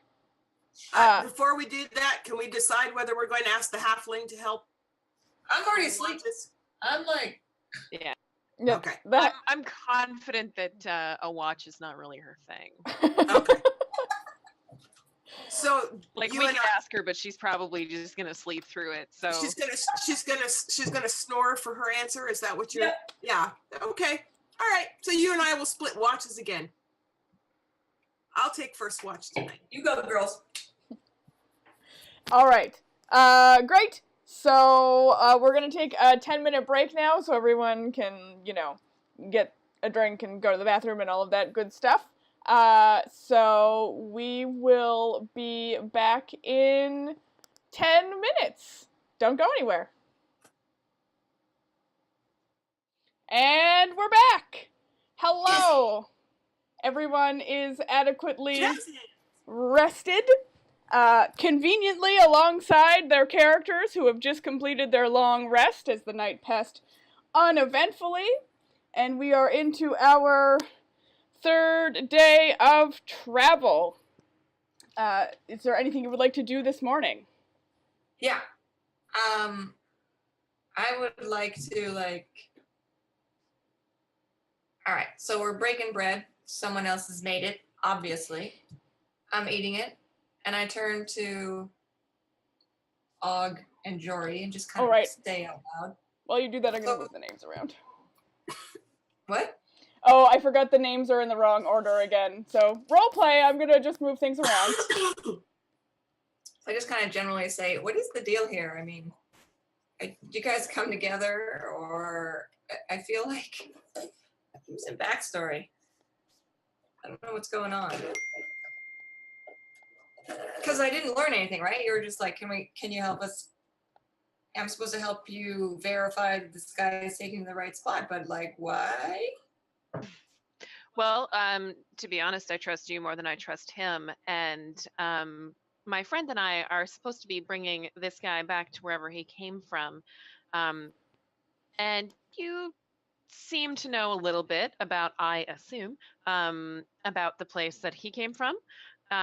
So I would just like you along for the ride for an extra pair of eyes and ears. So why are you two together? Like, are you together? Sadly, no. No, Og and I are from the same place. We're from a little village back a ways in the forest. And we were sent out by one of the elders in our village to bring the human back. And Perny, did you not say you were heading to Winteroak when we met? Yep.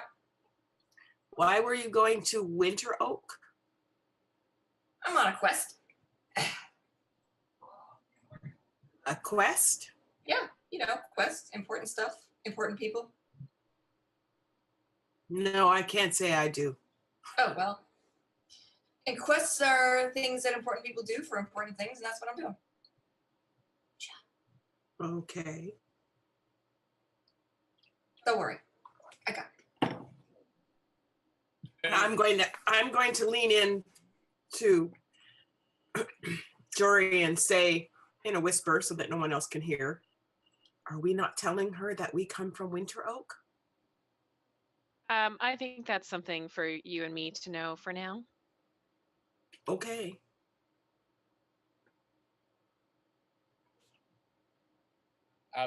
Perny, so you live the life of adventure. Well, I don't want to brag, but yeah. No, that's great. That's That always was something I've fucking been. awesome, man. Sorry. No, it's fine. No, I think that's I don't know. I'm worried that my line of work has sort of been a throwaway kind of situation. So In a I'm what? jealous of a throwaway kind of situation. Like maybe it's not where I meant to be. I mean, the seems thing I pretty was boring. doing crashed. So anyway, I'm just jealous of anyone who can kind of fly by the seat of their pants. Oh, I'm not flying by the seat of my pants, son. Don't even. And, you can always pick up new work. I did. Well, any advice you got? I might be out of a job. I have a contact. I don't have any idea who he is, but my character sheet says I've got him. All right. Well, when you remember his or her name, then I'd like to, if they're hiring. How do I do that? Yeah, okay, you know someone. It'll be someone in the Thieves Guild.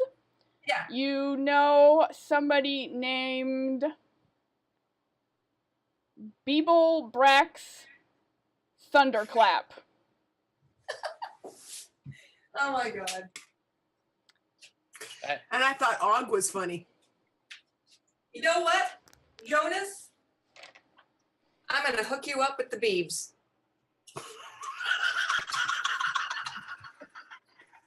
That's what we're gonna do, man. Hooking you up with the beeps. I'm all ears. All What right. was his name, Beagle? Beeble Brax Thunderclap recruits new people for the Thieves Guild. Yeah, okay. The beebs will set you up with a new line of work. You get everything. You get everything you need. You get all the skills you need. One small thing, but wait till that later. But yeah, I'll send out the things and do the stuff, and we'll do lunch, and my people will talk to their people, and I'll get back to you. What's the very small thing? Whatever. Pledge your life to crime. Nothing. Oh well, now Perny, I appreciate that, but I'm not interested in taking from people. You're not taking from good people. You're taking from bad people, like mages and sorcerers and wizards and stuff. Bad people. Are you saying all wizards are bad people? They are fucking bad. Well, I may have a drink with this Beetle Brax, with the Beebs, but I don't know if I'll accept his line of work. I appreciate it. Yeah. Here's the thing, Jonas. You're either in or you're out. You drink with Beebs, you're either in or you're dead. So make sure you know before you contact him. Well, then I will just avoid this man entirely. I don't think that this is the right job for me. I appreciate it, though. You're lost, dude. Maybe. Okay. Okay. So you broke bread. Are we getting cooking breakfast or? I'm starving. Well, you said you were eating the breakfast already. You broke bread. Yeah, I finished it. Yeah. Okay. Jonas was just blah blah blahing, and I finished it. Now I'm hungry again. Right. Jonas, by the way, forever now, Jonas. I will. I'll give Perny the somewhat stale bread that I still have in my pack. Thanks, man. Takes a lot to keep this going. Yeah, you're little, but high energy. I'm little, but really annoying. Okay, so are you gonna set off for the day? Can I get an idea of where I am? Like, Yeah, you think that if you push through, you can probably reach the crash site by evening. okay. We're not far now, I think. I'm starting to recognize some of these trees. You recognize trees, human? Yeah, but each one is distinct. Something just about this neck of the woods is like reminded me that maybe I passed through here after the explosion. Perhaps you're not a complete loss. Ooh, high praise. Well, my pappy would say otherwise, but I appreciate that, Og. I think very highly of you too. Mm-hmm. I mean, mostly because I have to think highly of you because you are like a foot taller than I am. Okay, so you head off. Does Og get that joke? Because I'm like chortling. Does Og get the joke? Yeah. Shouldn't there be a roll to see if Og gets it? I think Og gets to decide if Og gets the joke. Og's not 100% sure whether that was a joke or a backhanded compliment. Fair. It was kind of unclear. Right? I don't know if it was a joke or a backhanded compliment. Okay, So, And I'm smart.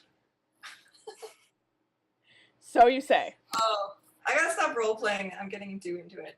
So, no, that's good. That's what we want. That's what the people want to see. So you head out for the day, and you, uneventful, you know, the woods are safe, right? You spend a lot of time out in the woods, and even as you venture further and further away from Winteroak,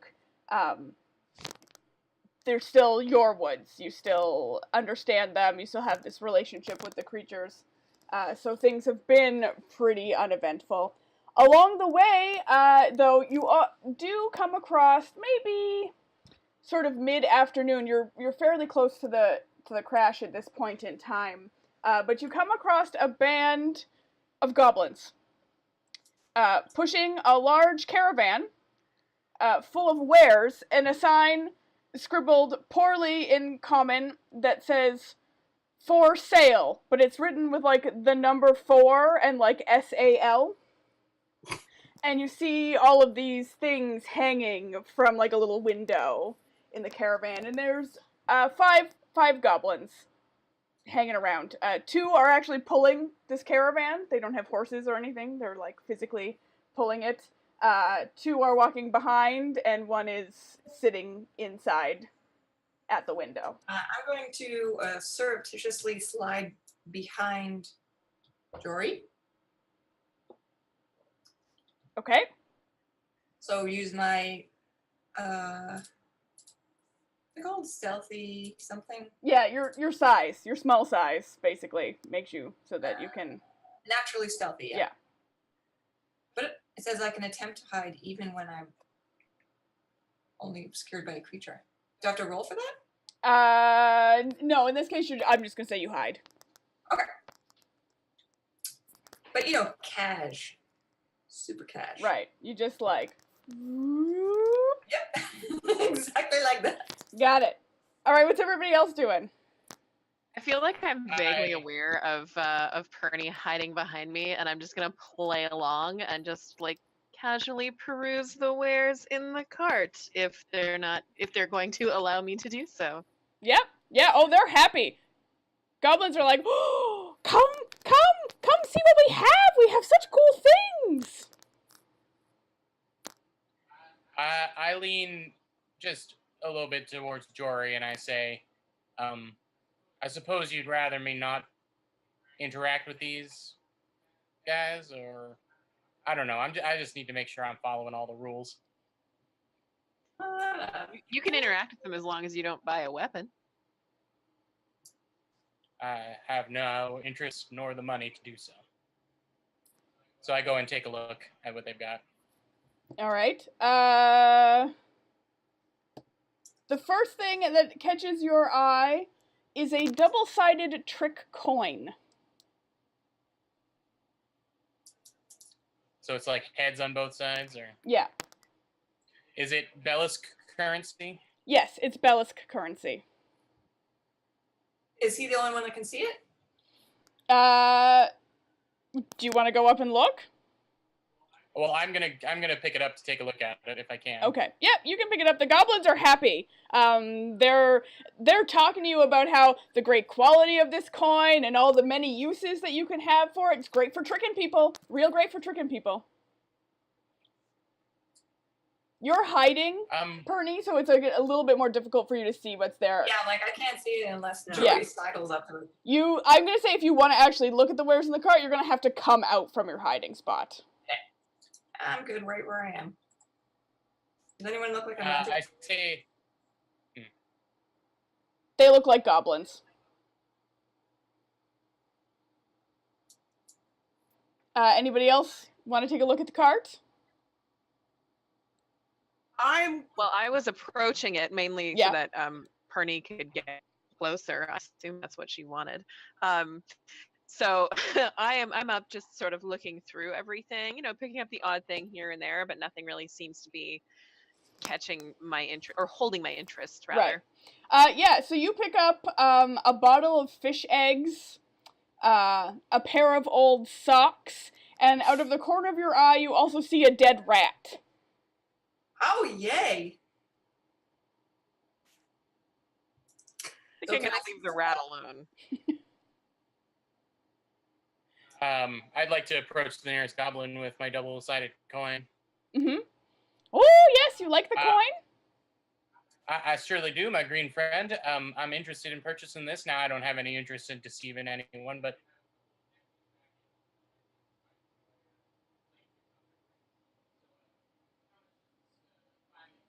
I do have a couple of net-crafted jokery set me back. Well, what do you have to trade? Why, I've got the finest of Bellis gold. And I pull out a bag and I hold it up. The goblin Whoa. puts. Can I interrupt here for just a second? Yes. I'm interrupting him. I interrupt and say, whoa. Didn't you just say you don't have any money? Now suddenly you got money? I never said I had no money. You just did. Scroll back in the conversation. You said, I don't have any money, and I'm not interested in hurting anyone. When she said, don't buy any weapons. You said, I don't have any money, and I'm not interested in buying weapons. So... what I said was I didn't have enough money. No, what you said is, I don't got no money. Okay. Well, I have 10 gold, which I will not use to buy a weapon. I'm just saying. Liar. So you came out of hiding to say that? Yes, I did. Okay. That or And my quite legs are righteously, knocking. too. quite righteously. All right. The goblin is like kind of confused by the bag of money. You'll trade us the sack for the coin?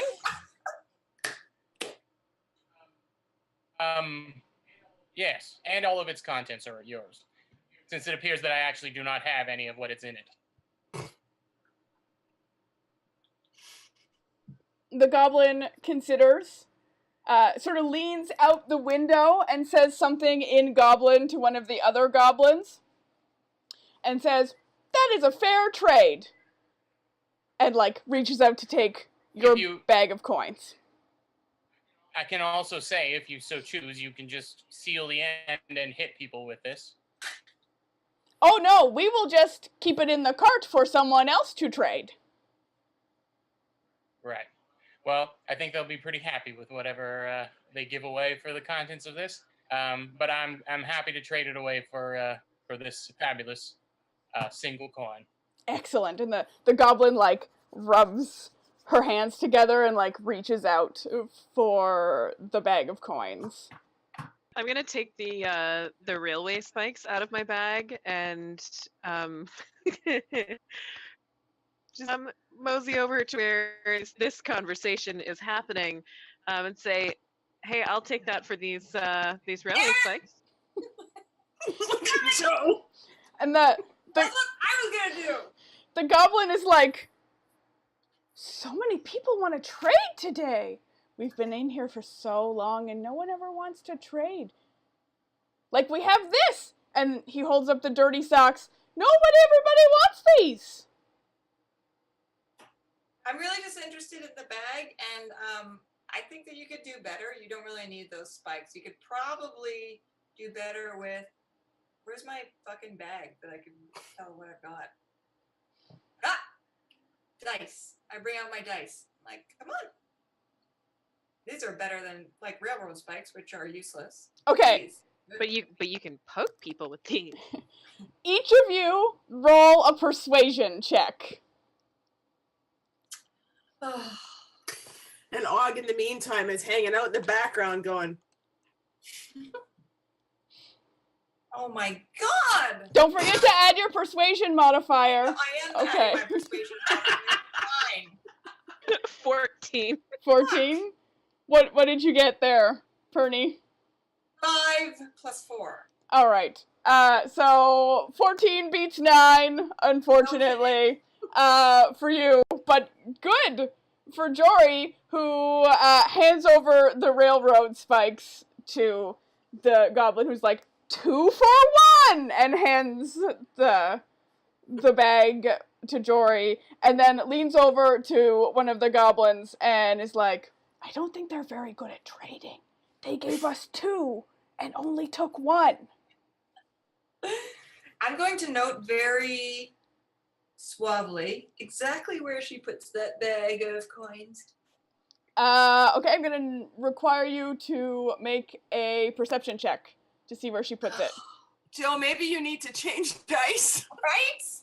You do I'm have gonna 2 do sets. that. You have 2 sets, right? Yes. And go to yellow. Fuck you, red.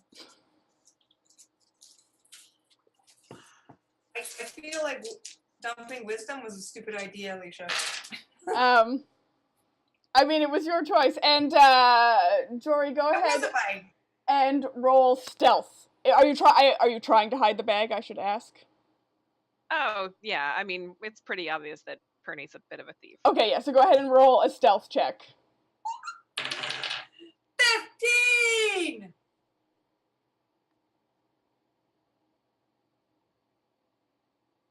15. I'm going to rule in favor of Jory here. And, I'm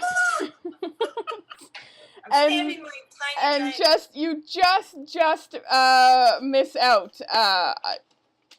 You just can't hack it, unfortunately. Too tall. I'm like, So, yeah. You're Did you just get a mental image of that? your passive perception isn't that good, so I'm gonna say that your height definitely disadvantages you here, and Jory uses that to her advantage, so you don't see where it goes. So the goblins are real happy. Does anybody else wanna trade with the goblins? I don't trust the little bugger, so I'm not taking nothing. All right. Anyone smaller than me? Nope. No, Odd's not interested in trading. He's just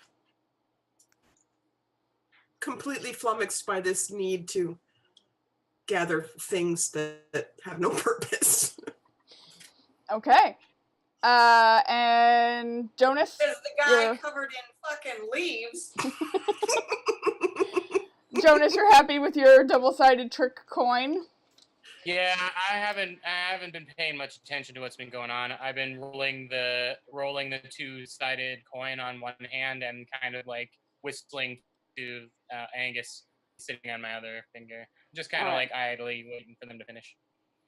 All right, so the little goblin woman is like, "Okay, thanks for your business," and then like slowly the other two goblins that were pulling the cart continue to like pull the little caravan cart Like real something out of a slowly away Cormac from McCarthy book. you. Yes. A little less depressing, I think. Yeah.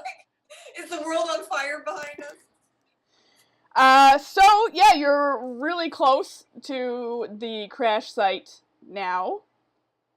Would you like to continue on? Well, what else Dang can it. we do? Is there anything interesting going on? Do we see any wizards? You do not see any wizards. I'm not obsessed, guys. I'm not obsessed. What you do see, actually, at the way you're coming, is a little bit of the track that has been laid up to the crash. So you're going to follow the track a little bit. And What does it look like? Does it look well made, or does it look shoddy, or? It looks fairly well made, I think. Brand new. Yeah, it's really new. It's not weathered by time, and it does look like the people who laid it know what they're doing. It was skilled workers who put it down. Okay, so if we see tracks, Og doesn't know what tracks are. He doesn't know what a train is. He certainly Yeah. doesn't know what tracks are. I was just gonna say. So I'm gonna point out to Og that those are the tracks for the train. So we're in the right spot, and we're going the right way. And what is the purpose of these tracks? They move. Shut up, Jonas.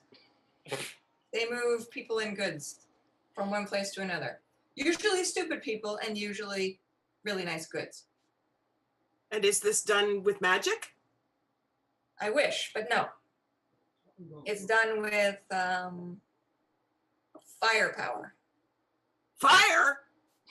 but not real Oh. firepower. It's like dampen down. Relax, you great lummox.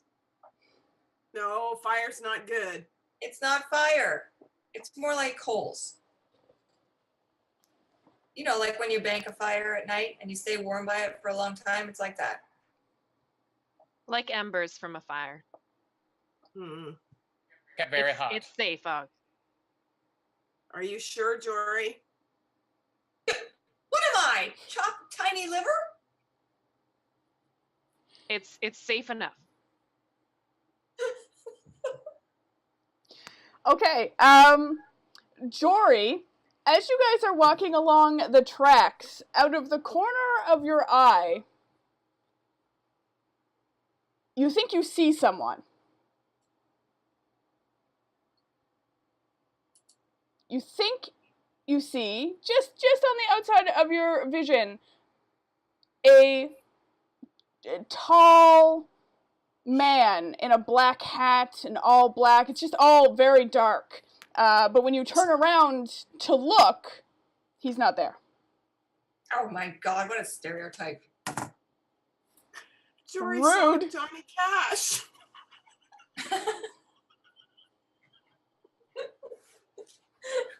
Is he singing Ring of Fire? I'm sorry, guys. That's exactly in my head. That's what I heard. All right.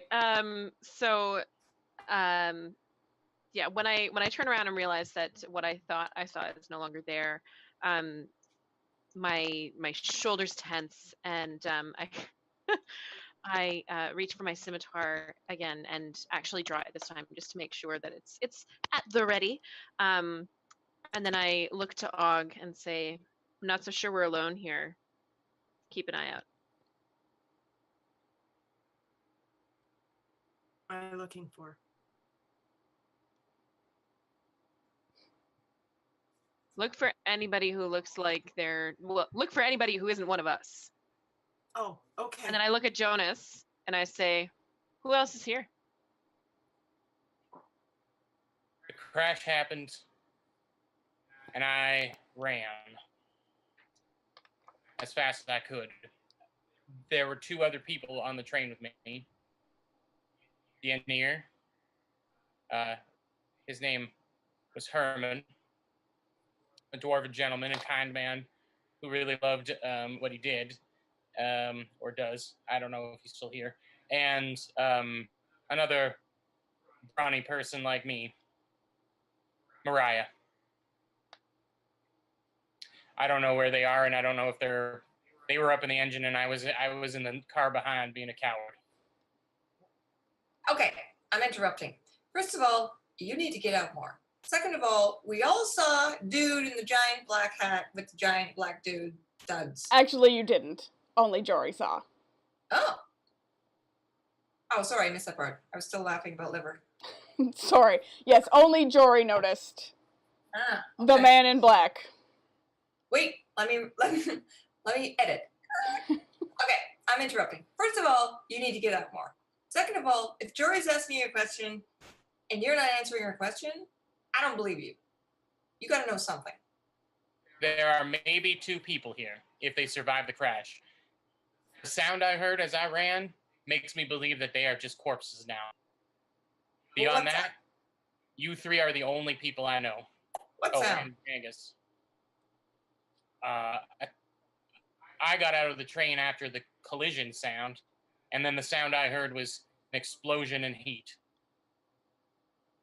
Okay, leaving that for a moment. We're the only people you know? So you were hatched? You are the only people in these woods that I know. Okay.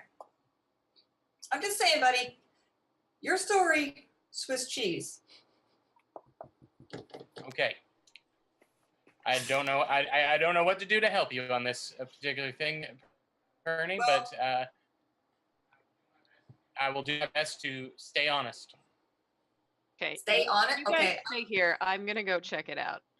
And I'm gonna move in the direction of where I saw this mysterious person. Yeah, so it would have just been on the other side of the tracks and just back a little, the edge of your sort of peripheral vision. Yep, so you walk back there. Make an investigation check. And in the meantime, August sort of circling very slowly, looking in all directions. 12. And holding his quarterstaff. Right. So you walk over to where you're certain you saw this figure, and there's nothing. There's no footprints. There's no scent. There's nothing that gives any indication that there was anyone there.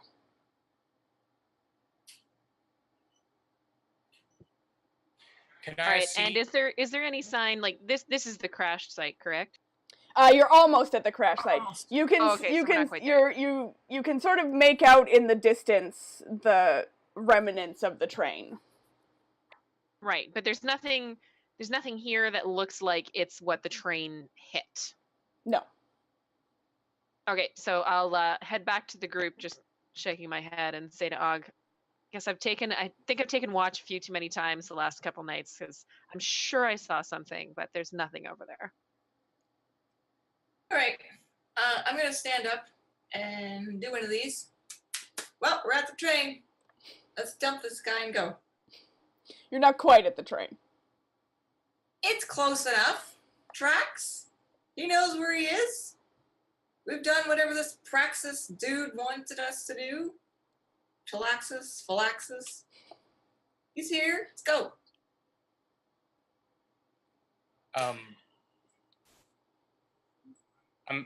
I'm happy to just stay here, I suppose.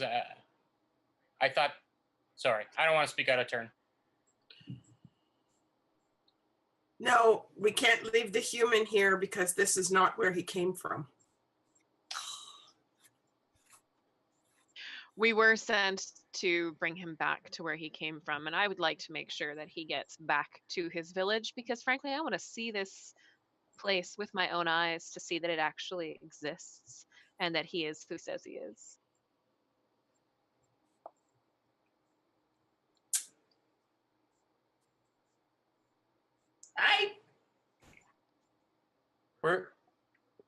Was your leader? Did your leader say to investigate my crash site, Investigate your crack? or just dump me there? Yeah, definitely. What I said. Investigate the crash site. Oh, crash site. Oh my god. Sorry. Yeah. We were told to gather as much information as possible. All right. Well, I would be happy to help with the investigation of that. Or you can just leave me here, and I will find my way to my village. Oh no, let's check out this crash site first, and then we'll get you back home. All right. I start walking down the track. Okay. Is everyone following down the track? Yeah, but I'm grumbling. Of course you are. I'm still keeping an eye out, looking around. For once, Jonas doesn't have 90% of my attention, and I'm just keeping an eye on the surroundings. So I'm not convinced that I was seeing things before. Yeah.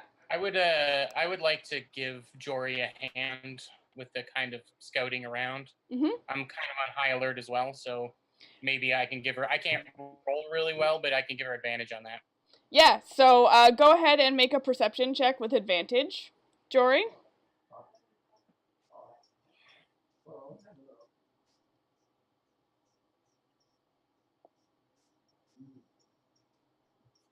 That wasn't a happy face. No, that wasn't good. No. So hang on. Well, I rolled a 7. That's 12 with my modifier. Mm-hmm. And then you roll again and take the higher number when you have advantage. Not higher, I'm guessing.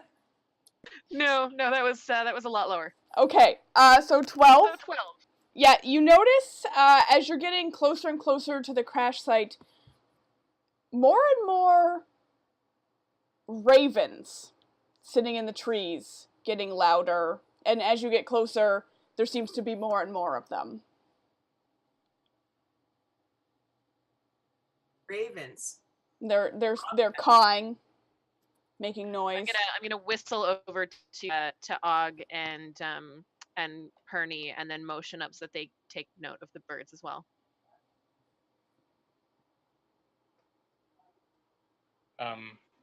I stow Angus in my pocket. I kind of just hold it open and beckon him to jump down. He's a small bird, and I'd be concerned about him being snatched out of the sky. All right. Angus is safely stowed in your pocket. And Og, while looking up at the ravens, peripherally catches Angus hopping into that pocket and takes note of it. All right. Joan asks, Yes, Og. why is Angus in your pocket? I fear that the larger birds will come after the smaller bird. I just want to keep them safe. You confuse me. I I don't know what to think of you. desperately don't want to confuse anyone. Angus seems to be my only friend out here, so I will keep him safe as best as I can.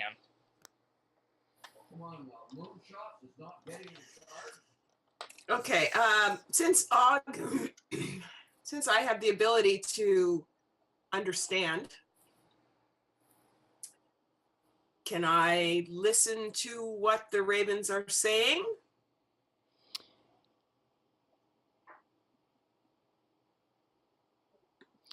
Yes, that's your speech of beast and leaf, right? Yes. You can wait. Is that you can understand them, or just that you can talk to them? That I can. I think you can talk to them, but you can't understand them. Oh, right. Right.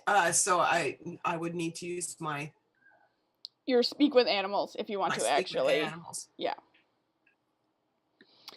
As you are thinking about that, I will say that you have reached the train and very easily identify what caused the train to crash. So you have the track, and you have a little track this way, and you've got the train, which is like in pieces. You know, it's part of it is tipped over, and there's coal and debris everywhere. And right in the middle of the track that the train slammed into, it would appear, is a large oak tree. Ooh. An oak tree. Well, that would explain the sound I heard. Is it damaged?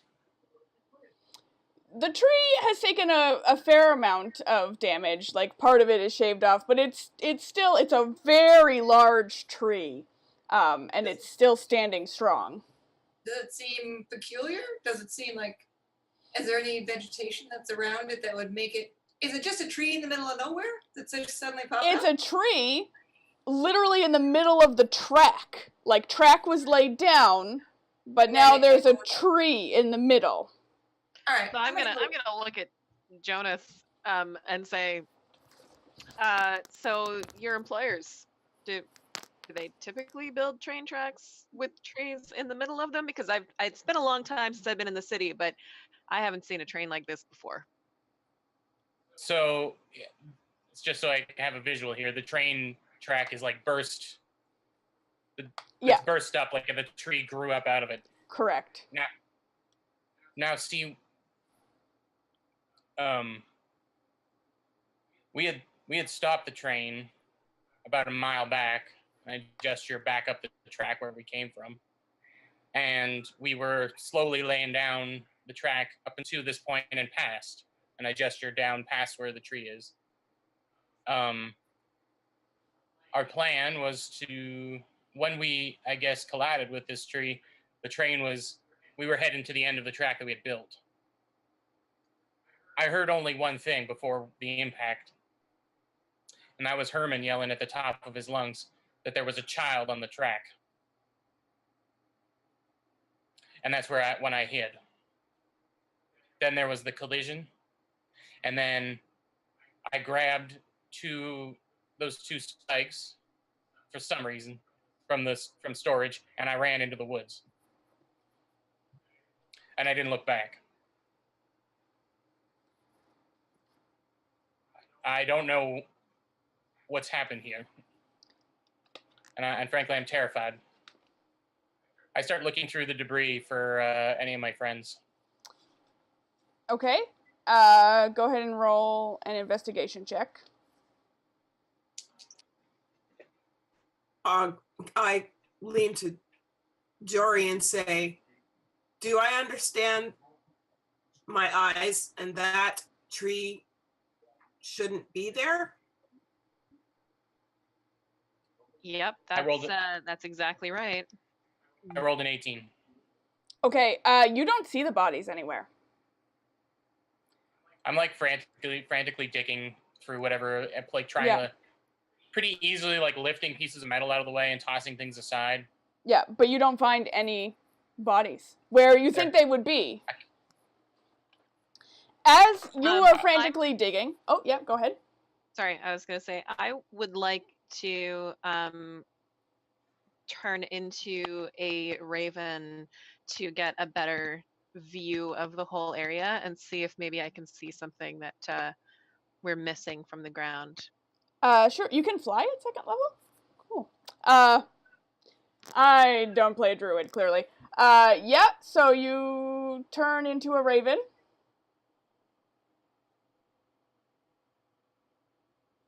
Are we waiting for her to turn? Wait. Sorry. You raised She's gonna a do good it in a point. minute. I might be wrong. And now. She's double checking to make sure she can in fact do that at this level. We're level I 2 think I know the for answer, everyone but who's watching. But I'm trying not to backseat DM. It's all right. You Or can backseat. you can No, backseat DM if no, you know the right, answer. we can't. Okay. I'm Yeah, I think it's like jumping 5th the or gun. 6th level. Okay. I will turn into a squirrel and Okay. climb up a very tall tree that's nearby and look. Well, how about the big giant tree in the middle of the track? To look over the area from up there. Sure. So as you're running up the giant tree, your tiny little squirrel paws notice a slick, oily substance that's on the tree. But you can scatter up just fine. It's just you sort of take note of this strange substance that seems to be leaking out of the tree. And you get to the top of the tree and go ahead and roll a perception check as a squirrel. Do I have a squirrel card? I feel like I might have a squirrel That card. doesn't all you hear. Roll your perception. Your squirrel perception. You would Perception. use what, Jordan? I would use the rat. Or anything with an advantage on smell. Yeah, okay. That's a good plan. Alright. So that would be a +0 to the perception check, I think. Okay, I rolled a 7. But you have advantage anyway, so that's what it is. It's +0, but advantage. But you rolled 17. You can roll again for your advantage. I rolled a 15, so Okay. we'll go with a 17. So 17. You look out, and beyond the tree, you notice that the ravens are getting agitated. Are we all noticing this stuff? Not quite yet. Oh, okay. So all you notice is this weird, slick, oily substance, shiny, it smells bad on the tree, and the raven's getting agitated. And as you are at the top of the tree, a raven actually swoops down as if to make an attack on you. And I'm going to get everybody to roll initiative. Initiative? I'm a fucking raven. Ooh. I got a 3. A 3. Well, I got a 1. Okay. +2. So for rolling initiative, 18 for Jory. So for rolling initiative, you roll your 20 and then add initiative that's on your sheet near the top somewhere. 15. Side your armor class. Perny 7. gets a okay. Oh. I mean, that's still better than Jonas. All right. So then I need to.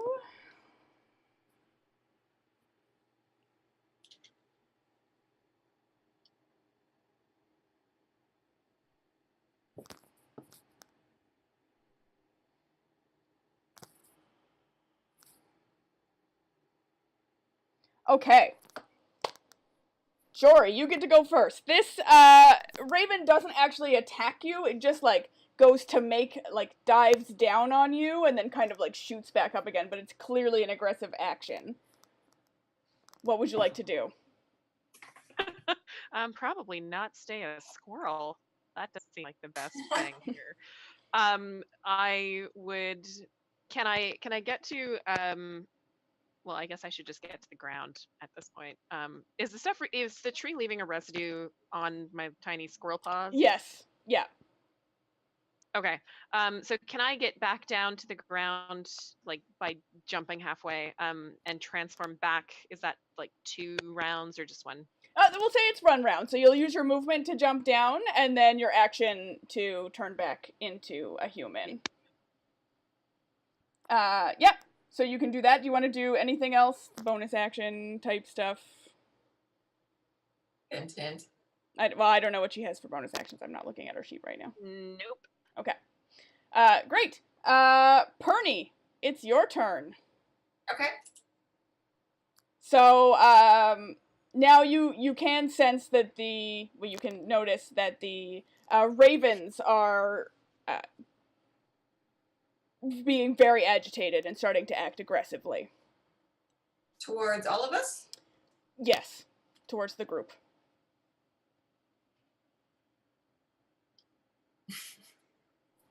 Towards the taller people of the group? I mean, they're not pinpointing exact people. It's a general aggression against the group. Okay, well then I will say to the group, guys, I think the druid has pissed off some birds and maybe we should beat a little bit of a retreat. And then I'll start to, is there any cover around? It's just this tree. So Okay. there's the bits of the train. You could definitely hide sort of amongst the bits in the debris of the train, and then there's the trees. So let's say for the train you've got like sort of like the locomotive part, and then like one tipped over train cart. I don't know what they're called, right? There were two cars. There's Okay. the engine, which is like completely done, and then there's mostly crunched and tipped like storage car, which is where I am now, and then the last car, which is still kind of on the track but slammed into it where we would sleep. There you go. I'm gonna go hide in the storage car and maybe, I don't know, look around in case there's something there. Okay. So you use your movement to go to the car. You, as a rogue, have at level 2 have your bonus action hide, which means you still technically have an action. So if you want, you can use it. I'll let you use it to search the thing. Really? No, it says dash, disengage, or hide. Yeah, that's your bonus action. But you're gonna allow me to. Oh, because you still have an action that you can use in your regular action, which would normally be like an attack or you cast your spell or whatever. But I am happy to let you use it to, like, search in the storage thing. Go for it! So go ahead and roll investigation. Nice. 19. Okay, you find a dagger. Woohoo! That has a red ruby inlaid in the handle. Nice! Does it seem booby trapped? You can use your next turn to check to see if it's trapped. Okay. If you don't want to like touch it right now, but you see it, and No, we'll come right now. Nope. Okay. I'm taking it. Yep, you take it. Great, perfect. So that's your turn. Og, you are up. Oh no, I lied. Sorry. It's the ravens. It's the ravens' turn. Oh, sure. So the ravens are, who's still out in the open? We've got Og and Jory. The ravens are gonna swoop down and make an attack on Jory, a beak attack. It's a swarm of ravens that are coming for you. Does a 16 hit you? Ooh.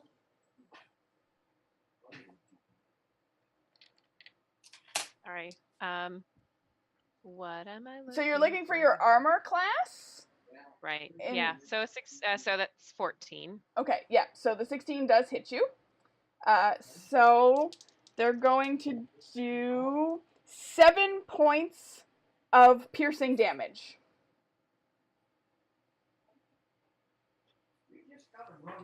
Jesus. Those are some nasty fucking birds. That is a lot of damage. Yeah, Mhm. yeah.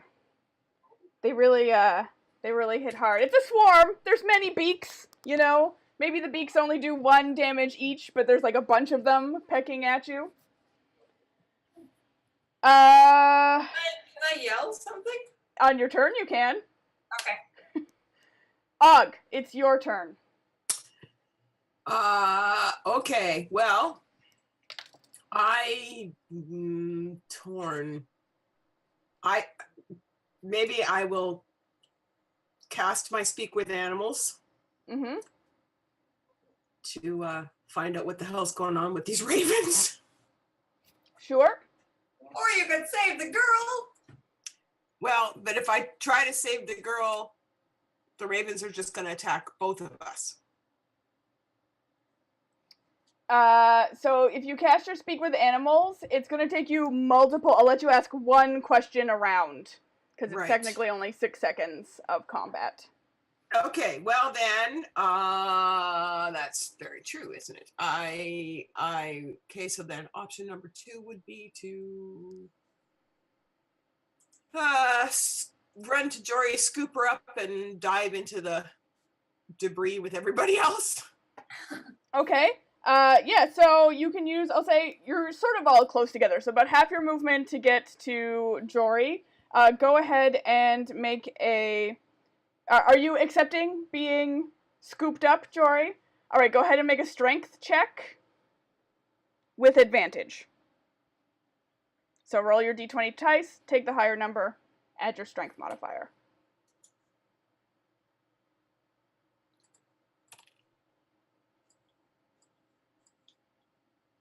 $17. Yeah, okay, so you just kind of like one-armedly grab Jory as you're running by and dive into the nearest pile, which is sort of between the remnants of the destroyed locomotive and the half-crushed storage cart, where Jonas and Perny also happen to be.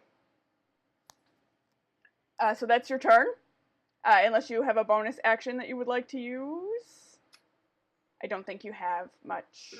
No, well, I mean, what I have is not really very helpful right now.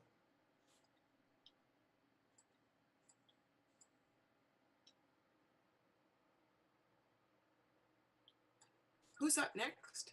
It is Jonas up next. Mm. Um. I'm trying to decide whether I want to use my... No, because I wouldn't do it for Jonas. Never Wouldn't mind. do it for Jonas. No. Okay, then Jonas, So it's your turn. I look over at Perny and I nod at her and I say, "Do what you need to get by." And then I yell as loud as I can outside of the train car. I guess lean out a window or maybe part of the roof's gone or whatever. I say, "Jory, now I know you said that I could not arm myself, but I think that things are getting to the point where I must. Let me know if I'm not allowed to, but right now it is what I'm doing." And I reach down and I grab 6 railway ties from the storage car Okay. and put them into the pocket that Angus is not in. Okay. And then I'll use Okay. my movement to climb out that hole and get onto the top. Yep. Okay, you can of do the that. car. Yeah, you can do that easily. Can I ask for some clarification here? Yep. When you say railroad ties, do you mean spikes? Yes, that's what I mean. Okay. Yeah. Okay, because Sorry, a railway tie is something entirely different, and I was very confused there for a minute. Yeah, Okay, yeah. Spikes. Jordan doesn't actually know a lot about trains, surprisingly, but I guess I should learn. Yeah, spikes. Great. All right. I'm assuming they're about makes a little dagger more size. sense. Yes. I had him with a big baseball bat, like, rah, All right. So Jonas, as you climb up onto the top of the train, you are the first person to notice 2 boars that have come out of the woods. And what? boars. Thank you. And I'm actually going to ask everyone to make a perception check for me, please. But considering you said whores to me, I think it's probably a good idea. No, boars. 16. 16. 1 for One. Jonas. Oh, sorry, that's a 0. Okay, nothing for Jonas. Jonas sees nothing. He sees the boars, but that's it. 13. Okay. 10. Okay, so both Perny and Jory, you notice that there's almost, as the boars are sort of coming towards the train in kind of a slow way, it's almost like a strange purple haze trail is being left behind them before it kind of dissipates into nothing. And both of their eyes seem to glow like an icy purple color, and it's nothing like, Jory, you've ever seen in the boars in the wild around Winteroak. And Perny, I mean, you only recently have spent time in the forest, but you don't imagine that this is what boars normally look like. They're not normally I know what it is. purple, smoky haze boars. So the boars, they Haze boars? they walk up It's a little known song by they Prince. walk up to about within 20 feet of the train, and they stop, which puts us back at the top of the round with Jory.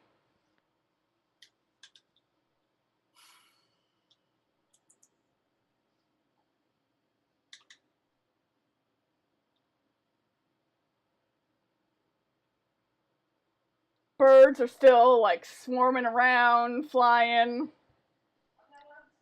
And she has puncture wounds, right? Yeah. I'm not so worried about those right this second. Isn't she like, mortally wounded? No.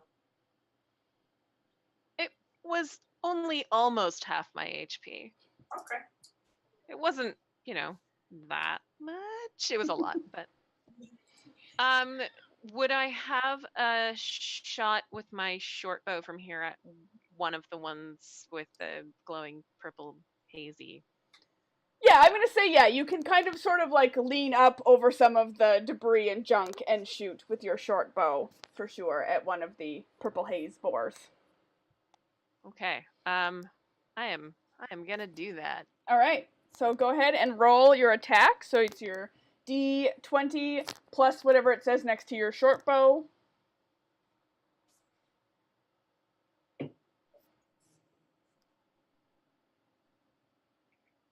So I rolled a 16 and I got a +5, so 21. Right, so you land like a really good hit on one of these boars. Go ahead and roll your damage for that.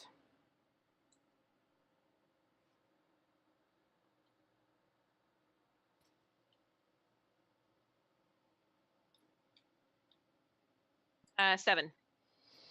Right, so you get one squarely, like right kind of through the side of its cheek, and you damage it pretty significantly, and it lets out a boorish scream and appears to make eye contact with you and stare you down.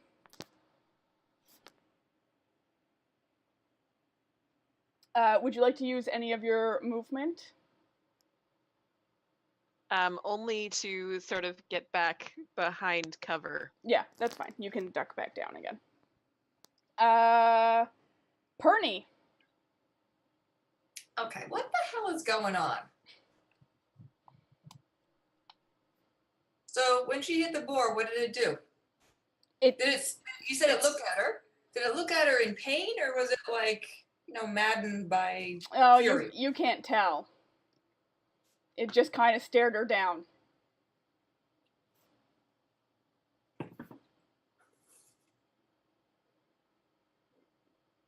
I don't trust these boars. I don't think they're the real thing.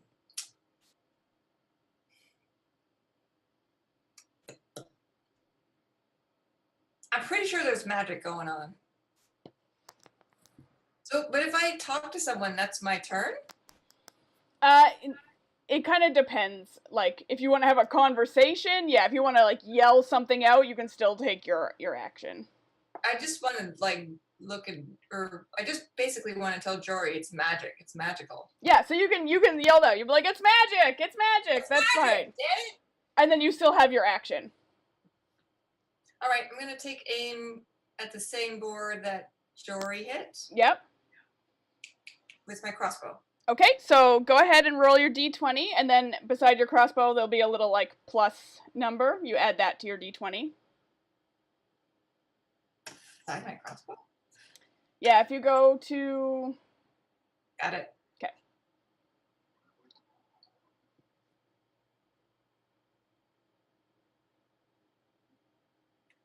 Wait, it says short bow. It says short bow, then you have a short bow. We can fix that. I can tell you what a crossbow is. What is your dexterity modifier? Hold on. +7. Oh, sorry, it's +3. Okay, so it's going to be whatever you roll plus 5. So 15. All right, yeah, so you also managed to land a hit on the boar. So go ahead, you're going to roll damage, and it's going to be 1d8 plus the 3 for your dexterity modifier. 3. Uh, It's a tiny bow, people. so you 3 plus your dexterity modifier, which is 3. 1 plus. Plus- 1 plus. So it's 4 then. Your dexterity Oh, yes, modifier is sorry. 3? Yeah. So it's 4. And you actually do, although you feel like the bow doesn't go exactly where you want it to do, like the arrow just doesn't quite get where you want it to, you still manage to, you're aiming for the heart, you know, you want to take the boar out, and you hit it in the eye instead, but it's still enough to take the boar down, and it falls to the ground. Do you want to use any of your movement? Am I still hidden? Or Yeah, did I pop yeah. up, right? You popped up to do the shoot, you know, you're in that debris of the storage cart. No, I'm gonna hunker back down again. Okay. All right. Ravens. The ravens. Og is still sort of out and about. Oh no, Og also dived behind the thing. The ravens are going to attempt to make an attack on Og. But they're going to do it with disadvantage. Does a 14 hit you, Og? Yes. Yes. All right. So. You are also going to take 7 points of piercing Ow. damage as their little beaks just manage to find you. You're really big, so it's hard to hide amongst all of this debris and such. Ow. That's not very nice. But now it's your turn. So now it's my turn. Yes. Got a lot of good that does me.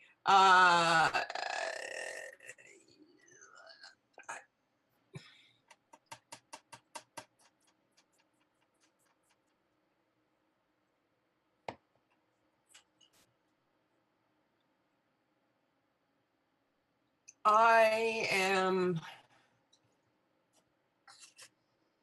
What am I going to do?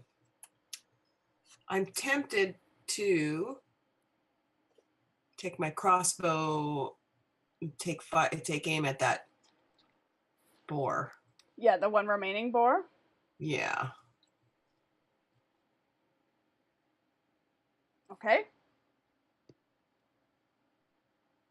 Yeah, I think I'll do that. All right, so go ahead and do that. That's my 20, right? Yep, you're 20, and then the number beside your crossbow. I can't find my crossbow. No one can find their crossbow. What is your dexterity modifier?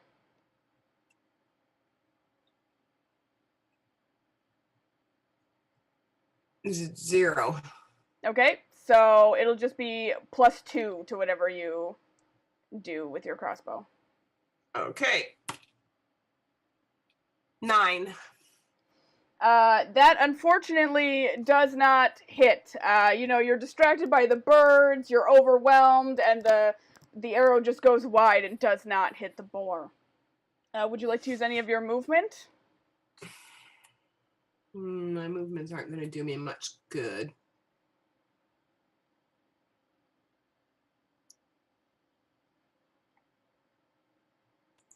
No, I guess I kind of got to stay where I am. Okay. Make myself as small as possible so they don't attack me again. Yeah, that's not going to be super easy for you, but you're going to give it a try.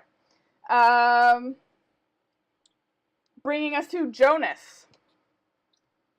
Okay, so one boar's down, one is injured. Wait. No, one boar is down and one is uninjured. What's Right. up? Who's saying wait? Me. Can I use my disguise self?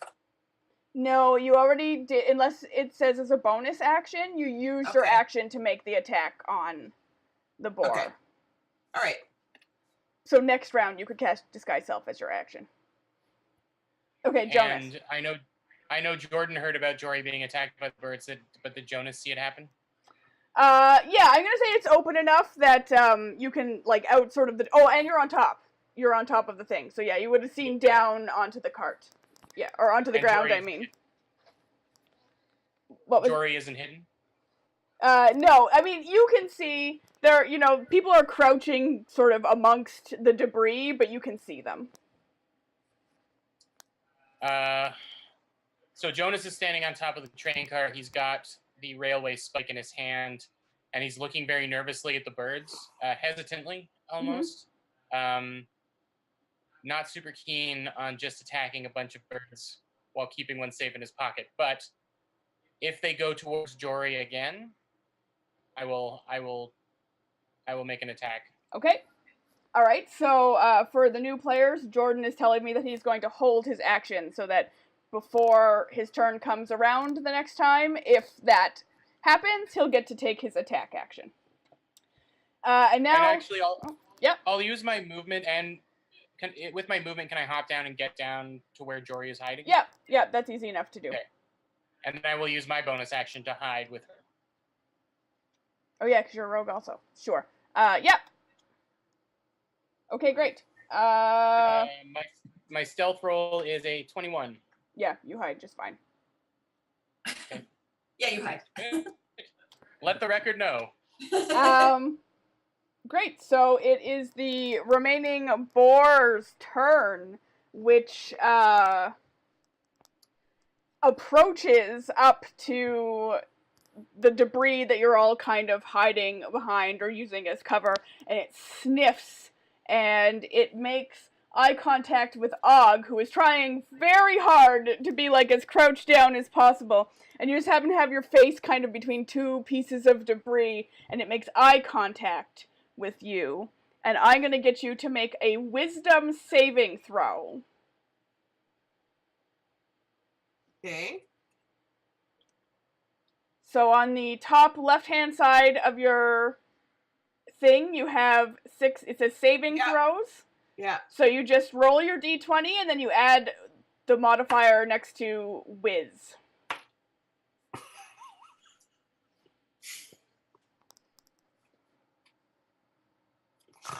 Nine.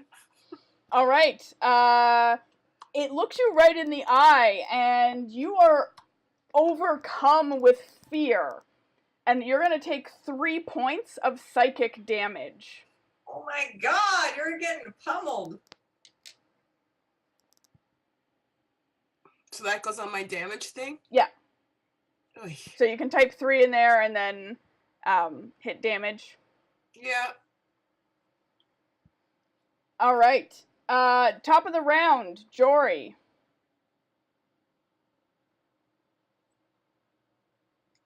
Okay. Does it matter when I do a bonus action? No. Okay, so the first thing I'm going to do is use my bonus action. Oh, Hang on a second. Okay. Yep. So it's called Balm of the Summer Court. So I'm going to roll this one die.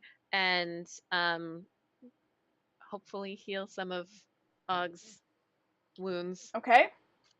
Can I give her my bardic inspiration? You can do that on your turn. On my turn. Okay.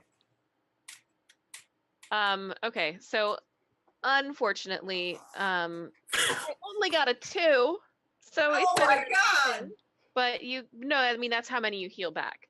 And you get 1 temporary hit point. So it's kind of like I healed 3. Yeah. Thank you. Okay. So that's your bonus action. Yeah, sorry, I was scrolling up on my sheet to Yep, see no what worries. else I can do.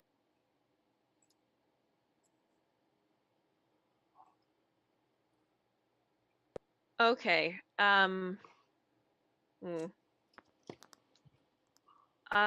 am going to try to cast Animal Friendship on the boar that is right there. Sure. All right.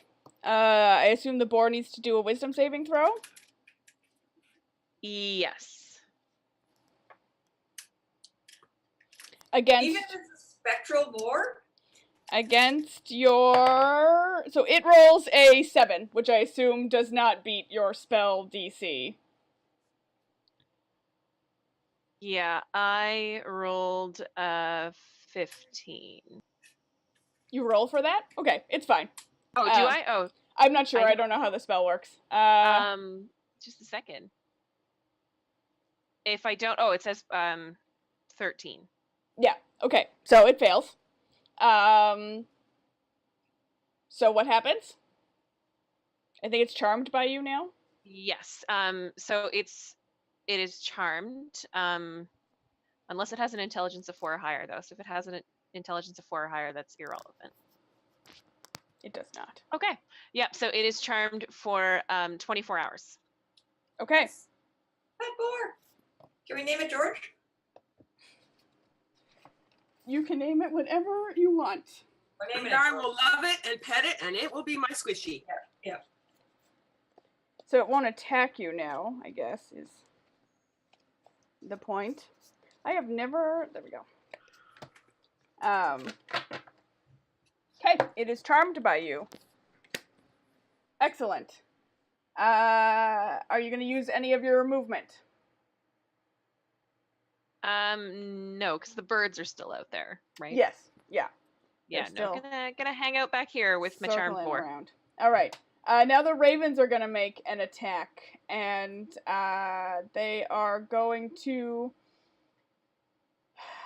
make an attack on... with disadvantage because you guys are in the rubble. They're going to make an attack on Perny. Bring it. Oh, thank goodness. Does a 21... Oh, no, sorry, disadvantage. My bad. Does a 11 hit you, Perny? I don't think it does. Nope. All right.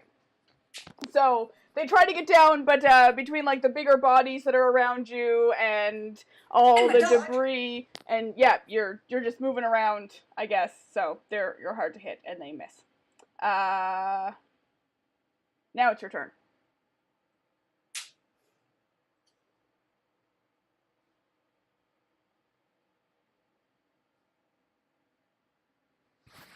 Well, I don't really feel like using.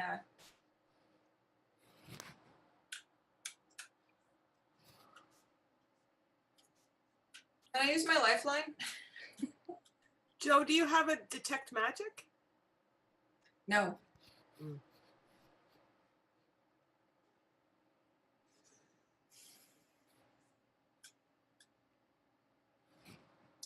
kind of out of my, because these are like, how many birds am I looking at? Like 30? You can't tell. It's just like literally a swarm of ravens around.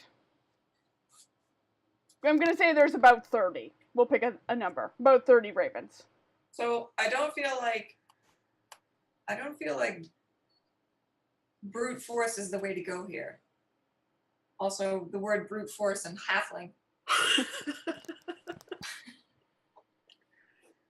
So I'm trying to figure out what I should do. Can I ask everybody for their like take on it and then still have an action? You want to ask as a player? Yeah. Yeah. No. As a like, can Purdy be like, I'm taking suggestions. Yeah, but no one can answer until their turn. Damn it! I feel pretty useless around. Birds are annoying. We can help you as players. I mean, this is your first time playing in a Yeah. while. I mean, speaking You're as a rogue. player, I have a plan. Okay. Sorry, Jordan. One of the thing that I did, I'm not super keen on attacking the birds, but if they attack one of my allies, I'm going to make a move.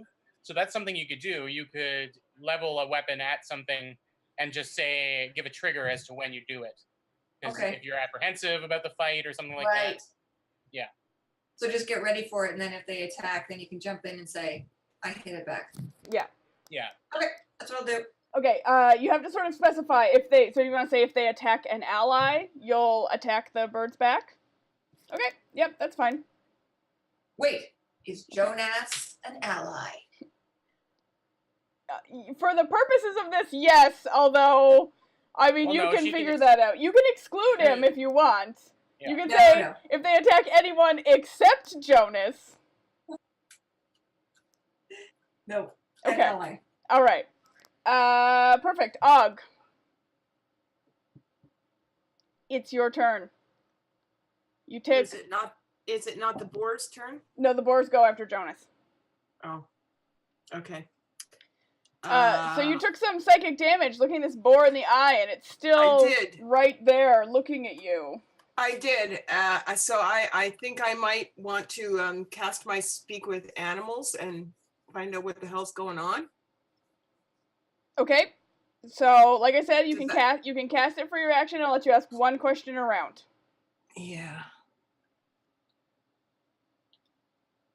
Although, if it's right there in my face, I might be able to hit it with my crossbow. You'd be it's within like 5 feet of you, so you would be disadvantaged on your crossbow attack. Okay, But you could well like then. Hitting it will also remove the charm. Oh, right. It's charmed. I mean, I'd say I char- don't think that Og would know that, though. it's charmed by you. So I think if you hit it, it won't be charmed anymore. But if someone else hits it, it's not charmed by Og. If I or one of my companions. One of your harms it. companions. Okay. But I don't think that Og would know that.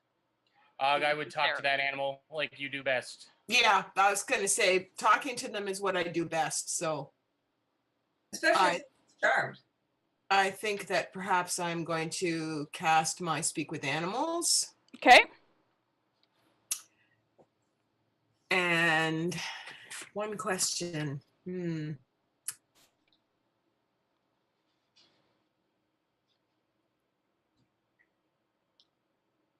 Got to be the right question to get the right answer.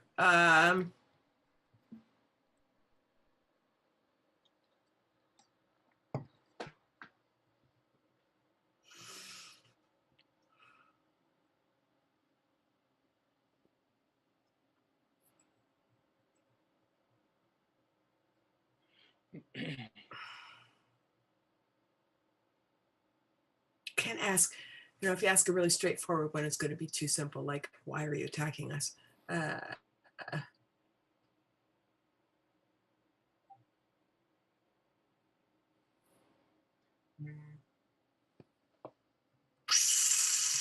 All right, well, we'll go with that. Why are you attacking us? And the boar says in this deep, growly voice, because he commands it. Knew it was magic. I knew it. And I only get one question. You only get one question. So unless you would like to use your movement, that's your turn. Can I move out of, so I'm no longer In the line of fire? Yeah, I'll let you back up. Normally, because you're within melee range of the creature, it would get an attack of opportunity when you moved away. But I'm just gonna say that doesn't apply because you've got like crap. There's debris between you. there. Right. Yeah. Yeah. That's kind of what I figured. Yes, you can go ahead So- and back up. Okay, I'm gonna just back up away from him then. Okay. Perfect. Jonas. Unless As you... much as I hate to do it, I'm going to give my bardic inspiration to Jonas because we're getting to be in dire straits here. Dire straits. Yeah. All right. I appreciate that you think I've got the solution to this problem. When Og talks, I hear the talking. Yes. You don't hear what the boar says, Okay. No. but you hear the boar make sounds, but it doesn't make sense to you. But you can hear Og speaking. Right. Okay. And I saw a similar thing with Angus. I know what's going on here. I lean to Jory. She's sitting right. Yeah, because you went right up to her. beside me, right? Yeah. Yeah. I say, I don't think these creatures are in control of themselves, and I ain't comfortable harming something that doesn't know what it's doing. So any advice on this matter would be great. But I will defend you gesturing to everybody, if that does happen. So I'll do the same thing. I'll hold my action if the birds, if anything makes an attack on anyone within my 20-foot chucking range, then I will make an attack against them. Okay. Perfect.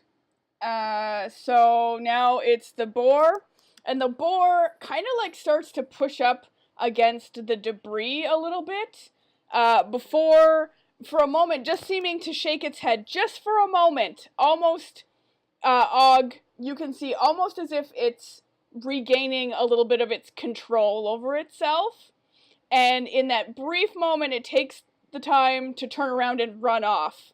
But as it's running off, you see that purple haze come back, leaving the trail. And at the same moment, everything goes eerily silent. The birds stop cawing, and you look up and realize they're not there anymore. I knew it. I called it.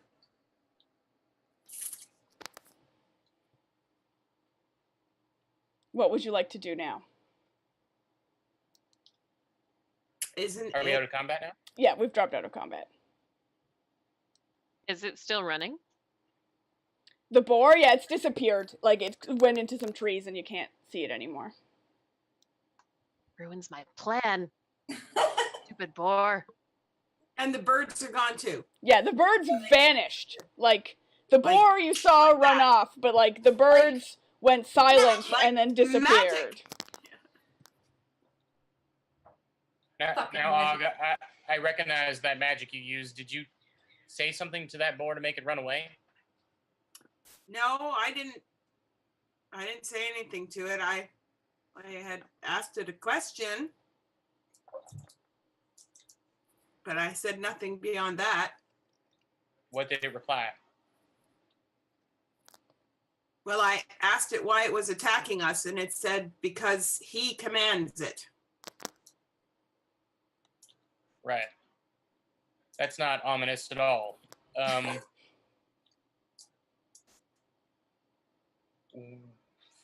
What do we do now?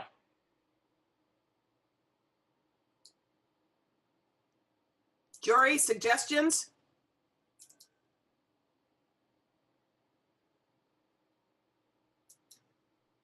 Well, Alicia, where are we in the day? It's, coming on, like, it's the evening. It's starting to get darker, but there's still some light, but you're coming on the end of the day. Okay. there's something wrong with this tree. That tree that's in the middle of the track. When I climbed it, there's something wrong coming out of it. Not like sap, something that doesn't belong there. So this tree, I don't think is there by accident. I mean, that was probably obvious, but I think we need to find out more about this. I think that Vaxis would want us to look into this more to know if it poses a threat to us and our home. I think we need to know where this track is going and where it came from. And whatever his people have done to make this happen. Okay. Can I use my detect magic? Sure. Yeah, you can use your detect magic. What do you're just gonna, like, see what is magical within range? Yeah. Yep. Because we're 30 feet, right? Yep. Can penetrate most barriers. Blocked by 1 foot of stone, 1 inch of common metal, a thin sheet of lead, or 3 feet of wood or dirt. Yeah. So I could, since everything has disappeared, could I not climb out of the debris and cast detect magic? Yeah, you can do that. All you right. you climb out of the debris and you cast your detect magic, and the tree in the middle of the tracks glows. And nothing else. It gives off like an aura. But just the tree. Just the tree. Okay. So I know that tree is magical. That is a magic tree. It's not a normal tree. As you are standing there and discussing the tree, you hear a huge rumbling in the forest, sort of back down the train tracks way. You can't see it, but you hear it. And Og, in your mind, you hear someone say, "Run." Okay. We all feel the rumbling. You all feel Does the everyone- rumbling. Yeah. Everyone feels the rumbling, Yeah. but I'm the So only one that hears this voice. Yes. Can I ask you a question? Yeah, go ahead and ask your question. I want to ask Og a question. Or actually, I want to ask the group a question. Okay, well, this rumbling is getting closer and closer. Oh, okay. I'll ask questions later. I'm going to hightail it. I scramble over to the storage car and I grab what looks like a pack with a tent. Sure. Yep. I throw it over my shoulder, and then I run up to Og. Okay. I'm sorry if I approach super fast. I reach into my pocket and I pull out Angus. And I say, Angus is safer with you. He belongs here out with you. And I hand this. You get out of here, and I'm gonna run as fast as I can. It's all I know how to do. And I'm gonna get to progress. They should be here any day now. I've got some supplies. I know the woods a little better now, but I think you need to get out of here. You and your friends. If we brought a curse into this place, then I'm going to do my best to put it right. As you're having this conversation, that rumbling is getting louder. The ground is shaking more and more. Get out of here, you big galoot! Get out of here! And I start running. All right, so And Perny, I'm gonna grab Og's arm and try and pull him with me. I'm okay, and I'm going to say, yes, run, everyone run, run, run, run. Okay, so Og, Jory, and Perny, you are running sort of in the direction that the train laying the tracks had been going. And Towards the woods, right? are you running into the woods? That's fine. Yeah, run into the woods. Cool. Are we running into And then I stop long enough. Wait. Sorry, I stopped long enough. Sorry, the woods is where the rumbling is coming from? no, the rumbling is coming back it's coming from the woods, as in you can't see it, but back down the train tracks, like the way you walked up towards the crash. It's the direction that Jonas is running. Okay. Well, yes, then we're running into the woods. Yeah. Sorry. I run about 30 feet, then I stop and turn to make sure that I see them running into the woods. All right. Yeah, they're running into the woods. And Right, you see and then them okay. disappear through the trees. And on that note, we're going to wrap it up for today.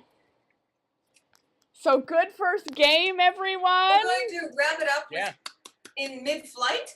Mid-flight. Yeah. Mid-flight. Yeah. Yeah, you've booked it into the trees, and that's where we're going to pick up next Hey, time. All right, that was really great, Alicia. Thank you. Yep, Thank you, Alicia. Thank you for everyone playing. Thank you for everyone who tuned in to watch. Don't forget to tune in next week, same time, same place, where you'll get to see Jordan run the other group. They're also pretty cool, I hear. They'll also have a good time, and you'll get to see their perspective on events. So, I think it's going to be great. So, do that. Tune in. And Jordan's not a double agent or anything, right? No. Okay. Just You're checking. asking Jordan or Jonas? I mean, Jordan is sketchy, but I think Jonas is fine. You think Jonas is okay, but Jordan is sketchy? Yeah. I think they're both sketchy. Well, keep watching and find out, I guess. Who is sketchier, Jordan or Jonas? On that note, everyone enjoy the rest of their Saturday, and we will see you when you tune back in for our Winteroak game in 2 weeks.